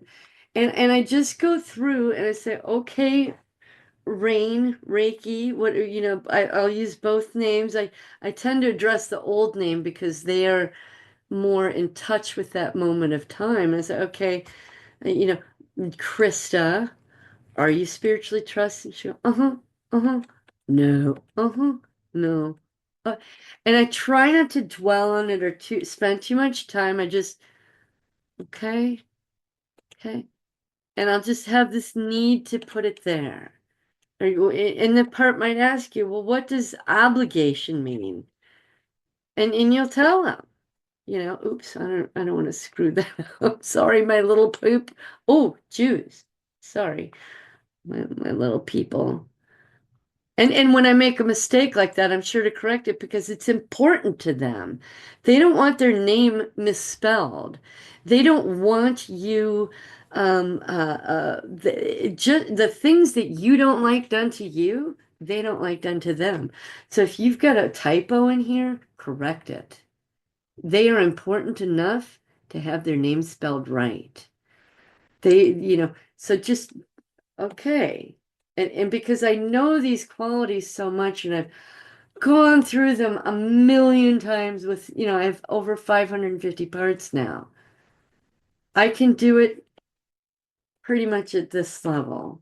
But when I started, okay, do you feel, okay, just kind of get a vibe of a yes or a no. But now it's not just a vibe. I go, yep, no, yeah. I have more of a clarity, but I had to start at that point where it was just intuitive. Okay, Brooke, box, are you this? I'm kind of getting the vibe. Yeah, okay. Yeah, okay. And they're like, wow, she really cares. And down the line, you might realize that, oh, you know what? Box says, you know what, I was kind of fibbing to you. I'm not. I'm actually kind of a bit of an eighth. Then you'll go in and you'll correct it because they're important enough. They have to be important. It's like you've got your newborn baby. They have to be important enough to feed, water, clothe, clean up, uh, give them heart, skin time, all of it. Each one of these is your baby. Don't misspell their name. And if you do, apologize and correct it. It might have been sitting there for a month before you even noticed it. And I said, oh my God, man. I said, oh my goodness, Rain, I'm so sorry. I'm so sorry. And they go, oh, okay, it's okay. You noticed it and you fixed it. Right? So pay attention. And I used to have all four of these levels separate, but I've discovered now that the support team and the subconscious level interact a lot. And the repressed and the wounded parts is. So that's what these squiggle lines are. If there's, the checked box, that means it's a positive experience. If it's a negative one or two, which is subconscious, that's over here with those qualities, compulsive, over distractor, etc., etc. So this tells me, okay, all these parts, well, I'm using the wrong example. All these parts were the same incident, this purple here, and all of them were at a subconscious level. And I know because I've worked with them so much that they go with their other parts here. Well, this is just a support team and the subconscious team. And I go out and I fill out, what's your quality? And they're like, holy crap, you really want to know? And I'm like, yeah, I do. I do. I want to know. Are you defensive aggressive? Are you playful? Are you supportive? What? Because if I find myself overly defensive aggressive and I can't figure out what's going on, I can come to this chart and look, defensive. Psh, these are these are the parts. And I got the name next to it. Okay, Brooke, you know you're okay. Okay. It just allows me a quicker access to their particular qualities. This is repressed and wounded parts. Again, the left side here is repressed. If this is one incident, and you can see the incident started off not so bad, so they had these qualities, but then the pressure was put on, the abuse got severe, and oh, okay, went to a deeper consciousness level, and these guys have different parts, different experiences, whatever. And way over here was the parts I was telling you about, the horrifying demonic stuff.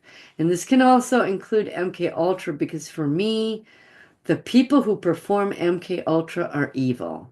They have devils inside of them, devils that possess them, or devils that control them. So, anyway, so again, -12 demonic presence. demonic involvement in what's going on. Now it's personally involved with you. Now you're witnessing one-on-one, face-to-face the possession of someone else, and now you're experiencing it of you. And that's how I was could I don't know, qualify and separate them out because there's a difference in demonic interaction. So that's step 3. Let me turn the light turn off. Oh shoot, let me turn it back on real quick. And step 4 is emotion levels. Every single part has an emotional experience.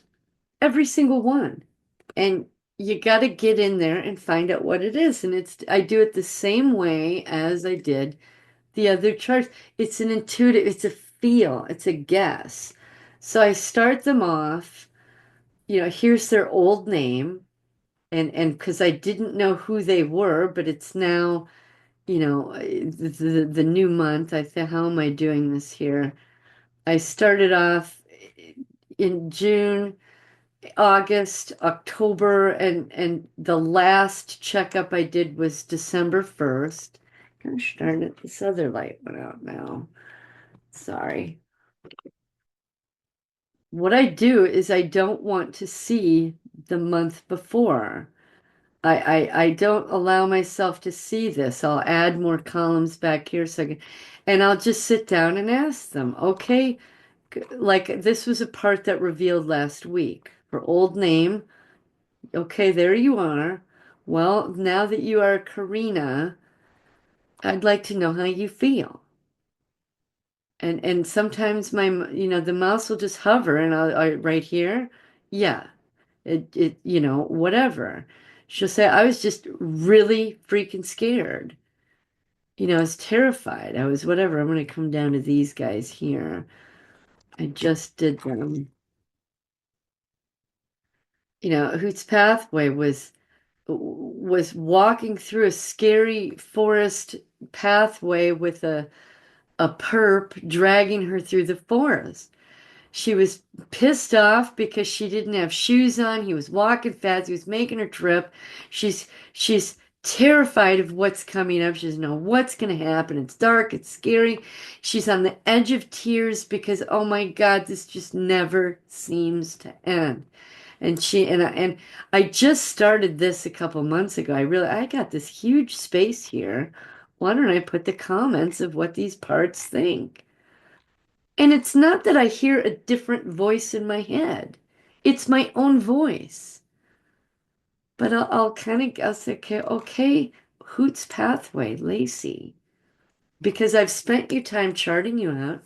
We just spent time figuring out your emotional impact and are you defensive aggressive? Are you helpful or what? So I'm starting to get a feel, a vibe for her. And now we get here and it's okay, well tell me how you feel. And I'll fill it out. And if I just go, no, bigger than that. Okay. Okay. You might start, or she'll say, just start at the top and go down. The whole thing. It was pretty damn bad. Okay. I get done with that and I'll say, is there anything you'd like to make note of? And I'll just think about that moment in time that she's told me about and what I can hear her say, I don't want to, I don't want to. I don't want to go down this path. I don't want to go down. He's mean, he's nasty, I don't want to. And that's what I wrote down. I said, okay, thank you. I'm sorry you had to go through that. And that would take maybe, 30 seconds. And you do the next one and the next one, like Libby. She was my dad to go with him. Go with him. I didn't want go with him. And Libby's like, well, now she's freaking scared and crying and she hasn't hit the forest road, the forest path in the dark yet. She doesn't know what's going on. She just knows she has to go with this guy. He's dragging her by the wrist. And she said, no, no more. I don't want to be alone with him. No, no, I'm scared. I mean, I'm sad. You know, you'll just get a vibe because you're taking a moment and thinking about this one 5 minute or 1 minute moment of time, and you're just getting in touch with it. And I tend to do them in, because after the Guardian presents, then I get the after the Guardian and the Gatekeeper and the key, the Keymaster and all that, then I'll get the whole incident. I'll do all the parts at once. And I can see how the emotions fluctuate throughout an incident. Like all these parts wanted their names to start with an L because the Guardian was Larry. He wasn't too scared. He met this guy. Well, now I'm swimming in a lake with leeches and I'm kind of freaking out. And, I'm being told my mom's not coming home tonight. No shit, I'm alone with these two guys. So my fear and despair levels are climbing.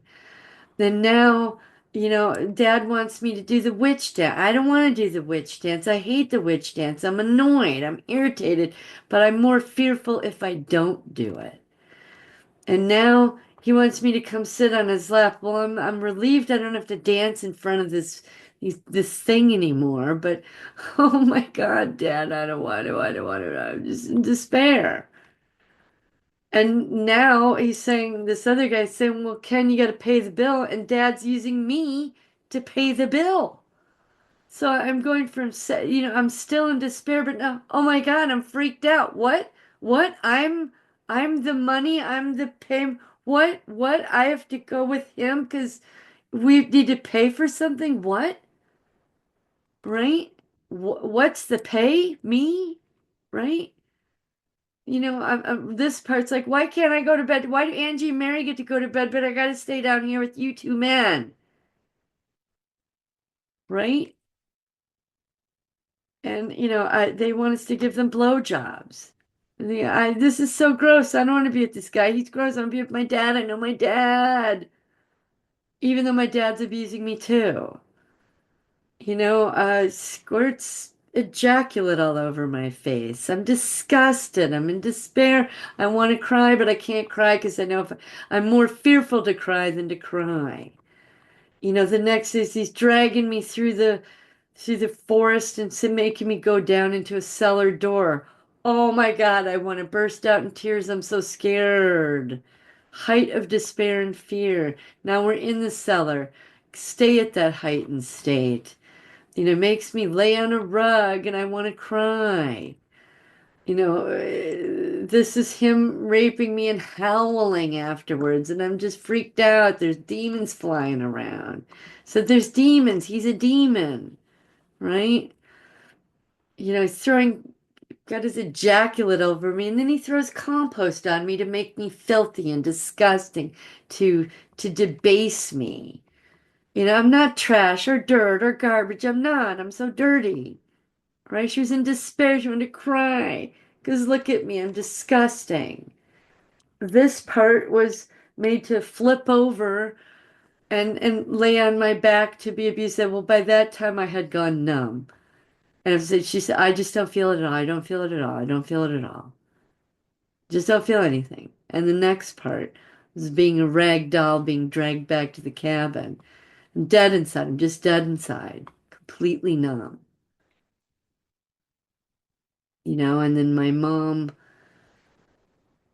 while this was sitting up in bed, angry that my sisters didn't help me, my dad didn't help me. I was just sitting there. That was the picture I say, the little girl, angry. She was just pissed off and she couldn't do anything about it. And then my hair the next morning wound up being a rat's nest, and my mom is trying to comb it out. And, I'm in despair because she's telling me, what the hell did you do to your hair? Why don't do this anymore? So I'm feeling like I've done something wrong because these men abused me and turned my hair into a rat's nest. So there's different emotional levels as you go through an incident, and each part is at a different place. That was all the same incident, just changing through time, through it. I was explaining how do you know when your part is switching? It's kind of like shifting gears in a car. You're in a scenario, you're peacefully sleeping in bed, all of a sudden you're woken up, you're startled. You're screamed at to get undressed, be naked, and put your robe on. Well, you haven't even had a moment to adjust to the light being on. And now you're grinding gears and you're going into the next thing. Okay, I'm naked, I got my robe on, and I just tripped and stubbed my toe, and now you're dragging me down the stairs. I haven't even adjusted to being in my robe yet. So let's grind gears and go to the next thing, right? Just like in a car, grinding gears. You're never given the time to adjust to the environment you're in and smoothly shift to the next thing. Abusive situations are grinding gears. They don't let you have a stable moment, and then you're going down dark stairwells. Well, why can't we have the light? We just had the light on in our room. Oh, no, we can't have the light on in the hallway, right? Grinding gears. And then now you're being thrown into the back of a van. There's no chairs. You're sitting on this cold metal, your naked butt. It's midnight. You're supposed to be asleep. You're 4 years old. And you don't even get adjusted to that. All of a sudden, the door's being flung open. You're at a river and there's bonfire. You're grinding gears. That is the switching between each part. Now, my counselor will call it going into overwhelm. A part will go into overwhelm and split, which is correct. But I like to think of it more as grinding gears. You're never given enough time to adjust to the place and the space and the environment that you're in. You don't get to stabilize your emotions. You don't get to take a moment with your mind and figure out where you are, orient yourself. You don't get any mental, physical, emotional, or mental stability. They're just grinding gears and pushing you to the next thing and the next thing. That's how you know you're splitting. And it's the same thing with a conscious part. You're not necessarily grinding gears, but you're learning that next step of you're learning a new skill. And as you're learning that new skill, that part is developing as it learns more and more and more and more and more. So that's what this does for you. Um, oh geez, I forgot where I was, sorry. The emotion levels. And then the last thing is what I call the parts health checklist. Now, this has a lot going on here. First, they get existence. I'll go up to the top. Did they have a part name and a picture? Have I put them in the PowerPoint with their picture and their bio? Are they on? Because I have a cover sheet for my PowerPoint, and sometimes I forget to put them on there. Let me show you. Oh, here it is. This is the cover sheet. I like I like to make it kind of like a school yearbook. My peeps with their new pictures and their new name. But down here is their bio page, their old picture, and she moved through 3 pictures so far. She went from this to okay, feeling like that. Now she feels like this. And 2 months from now, she might want a picture of a 30-year-old woman there, right? So the bio page, the name, the impact, the age, the year, the location. Like I said, if I don't know, I will leave it blank until I discover it. The minute I discover it, I put it in here because that part wants to know that it's important enough to me to record it, just to record it. So that's this. Are they on the cover sheet? Do they have their bio? Did I put them on the graph? Did I figure out what their intensity was? Are they aggressive, defensive, aggressive? Are they helpful? Are they detailed? What? Now ignore this because I'm not doing this anymore. I found it not very useful. It sorts things out, but it doesn't really do anything for me. But the emotion levels do a lot. I know who needs to work on TED. And then are there journal entries in there? And so, okay, that's giving them existence. All those things I just showed you. Now we're going to give them a new life. Okay, there's your old name. What new name would you like? And I go onto this website called The Bump and look for names because after 40 or 50 names, I ran out of ideas. Do you have a new name, a new picture, new clothes? Have I given you a tour of the house or the neighborhood when I walk the dog or even the town when I go shopping? When I go shopping or walk the dog, I say, okay, all parts. Come present, look through my eyes, hear with my ears. We're going to look at the neighborhood. We're going to check out the city. This is how the streets are lined up. This is this landmark. This how we know how to. I'm educating 500 children or young adults who never matured. Then I destroy their prison. And I say, okay, Bonnie, you were in a cave being drown in blood at midnight, what would you like to do with that cave, your prison? That's where she was living all that time in fear. And she said, I want to use claymore mines and just blow the shit out of it. So at the end of the night, I'll sit down with my list here. And I'll just close my eyes and okay, Bonnie, here we are. Let's show me your cave, and I'll see it in my mind's eye through her eyes. I'll say, okay, you want to use Claymore mines? Well, let's set up three of them. One here, one here, one here. I said, so that means we need three people. You got you and me. Do you want to invite someone else? So another part might pop in. Okay. Now, are you ready? Yeah. Okay, let's all get the plunger going. Okay.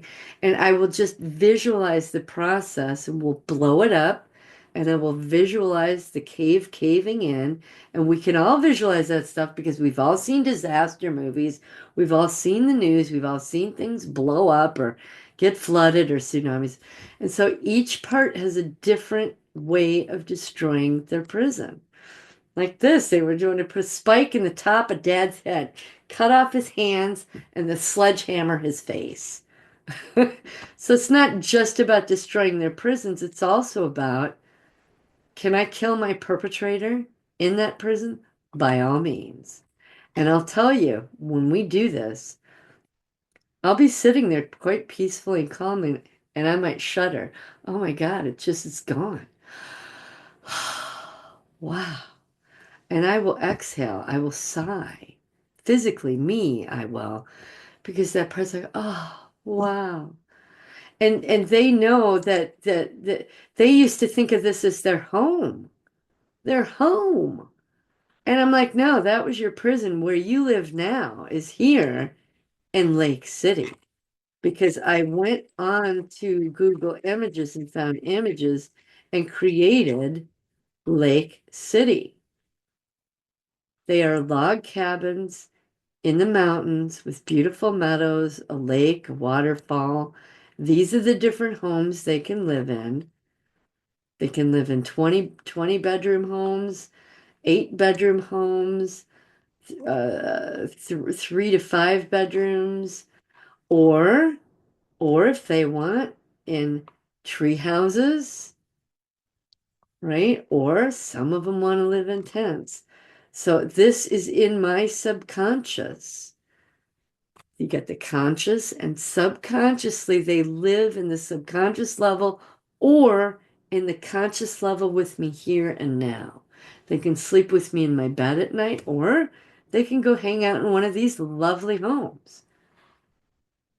But if this wasn't here on paper for them to see, and I didn't tell them this is your new home now, they would want to stay in their prison because they don't know where else to go. Right? You've got to build these things for them and they need to see it on paper.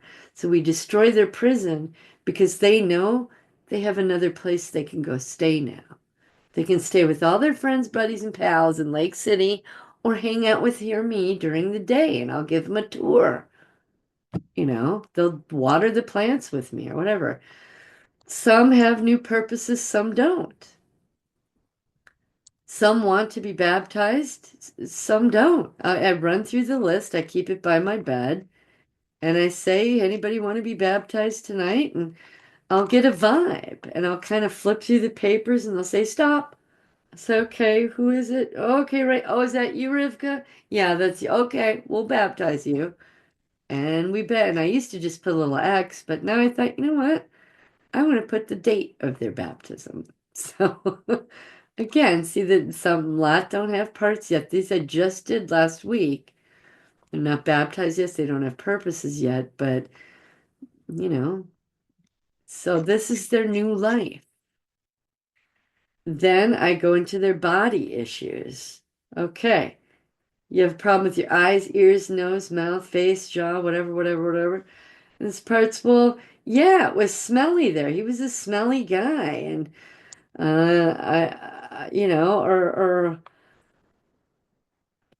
they'll just tell you, my feet hurt because I was barefoot. Now, when I had the original memory, no idea I was barefoot. But when I did this checklist and talked to each one, I found out that I was barefoot, walking through the forest and doing this and doing that. You know, when the leech and we went swimming and I got literal leeches on my body, I could see them.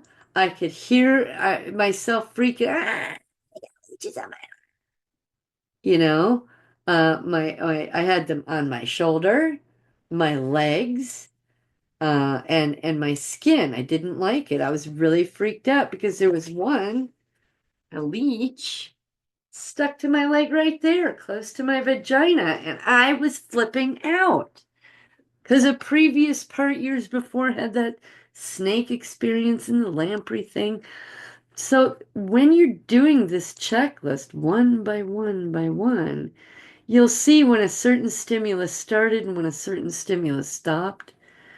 You'll find out that they were barefoot, their butt was getting pinched, or their hair was being screwed with, or whatever.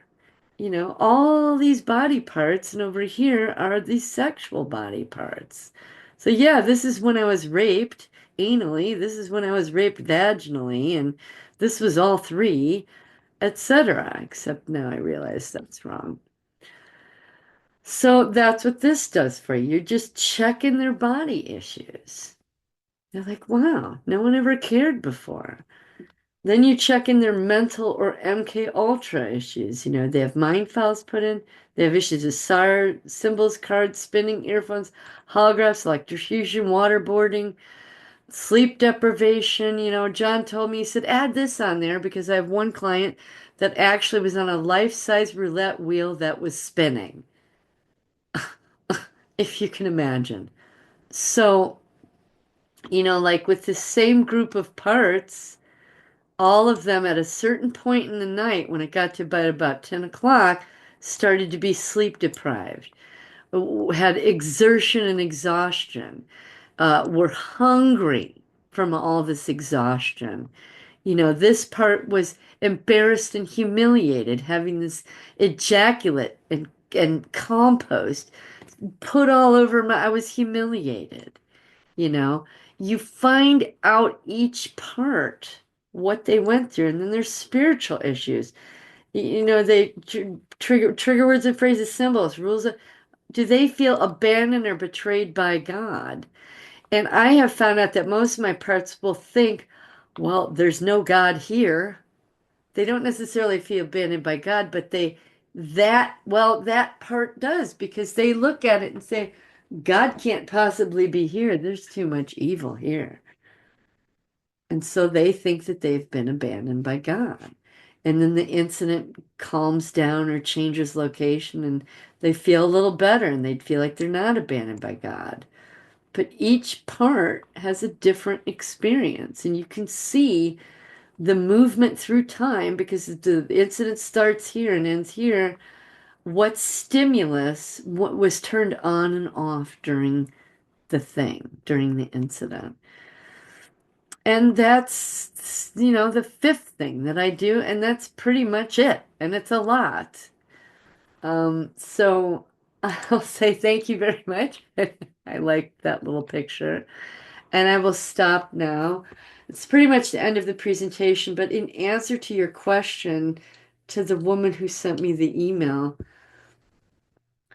get to know your conscious parts first.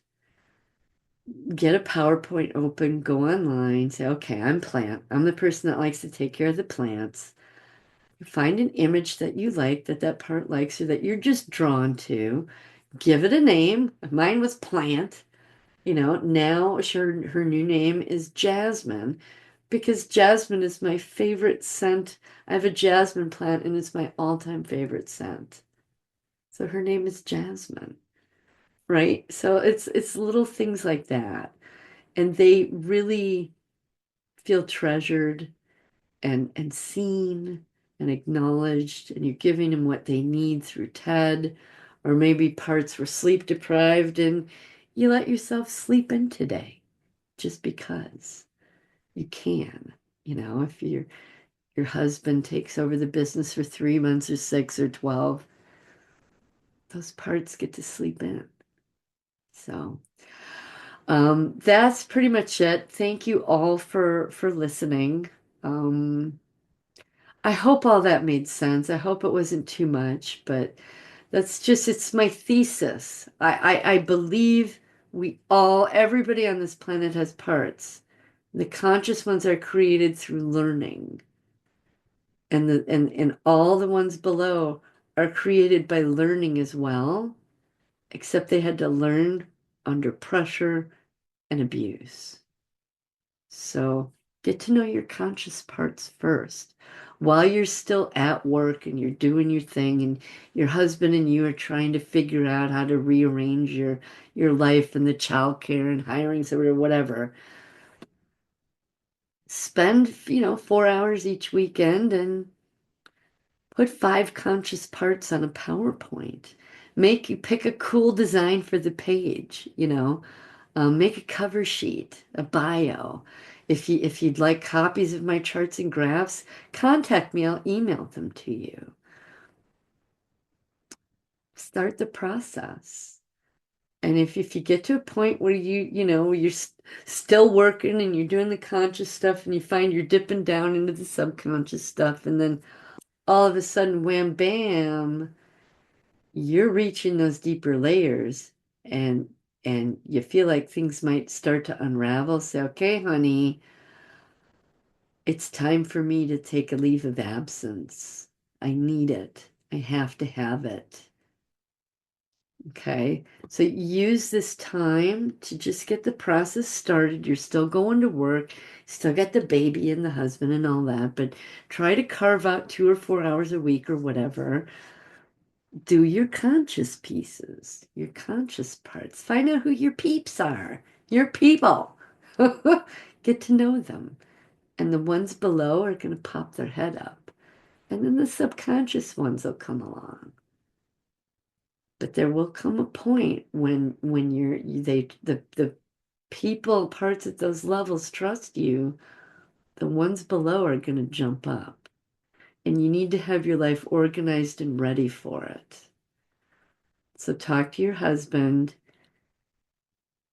you know, start looking for a part-time help or whatever, okay? I love you all. Take care. God bless you. I wish for the Lord to, I pray for the Lord to give you exactly what you need when you need it, to bind all the powers, principalities, and spiritual wickedness, and on all levels, on all planes of existence, from interference with you in any way, shape, or form, to block all astral projection to you, and that the Lord surround you with impenetrable shields of his love, with his holy angels standing guard, with his warrior angels come in times of spiritual warfare, and for him to watch over, protect you, guide you, comfort you, love you, and give you exactly what you need when you need it. In Jesus' name, amen.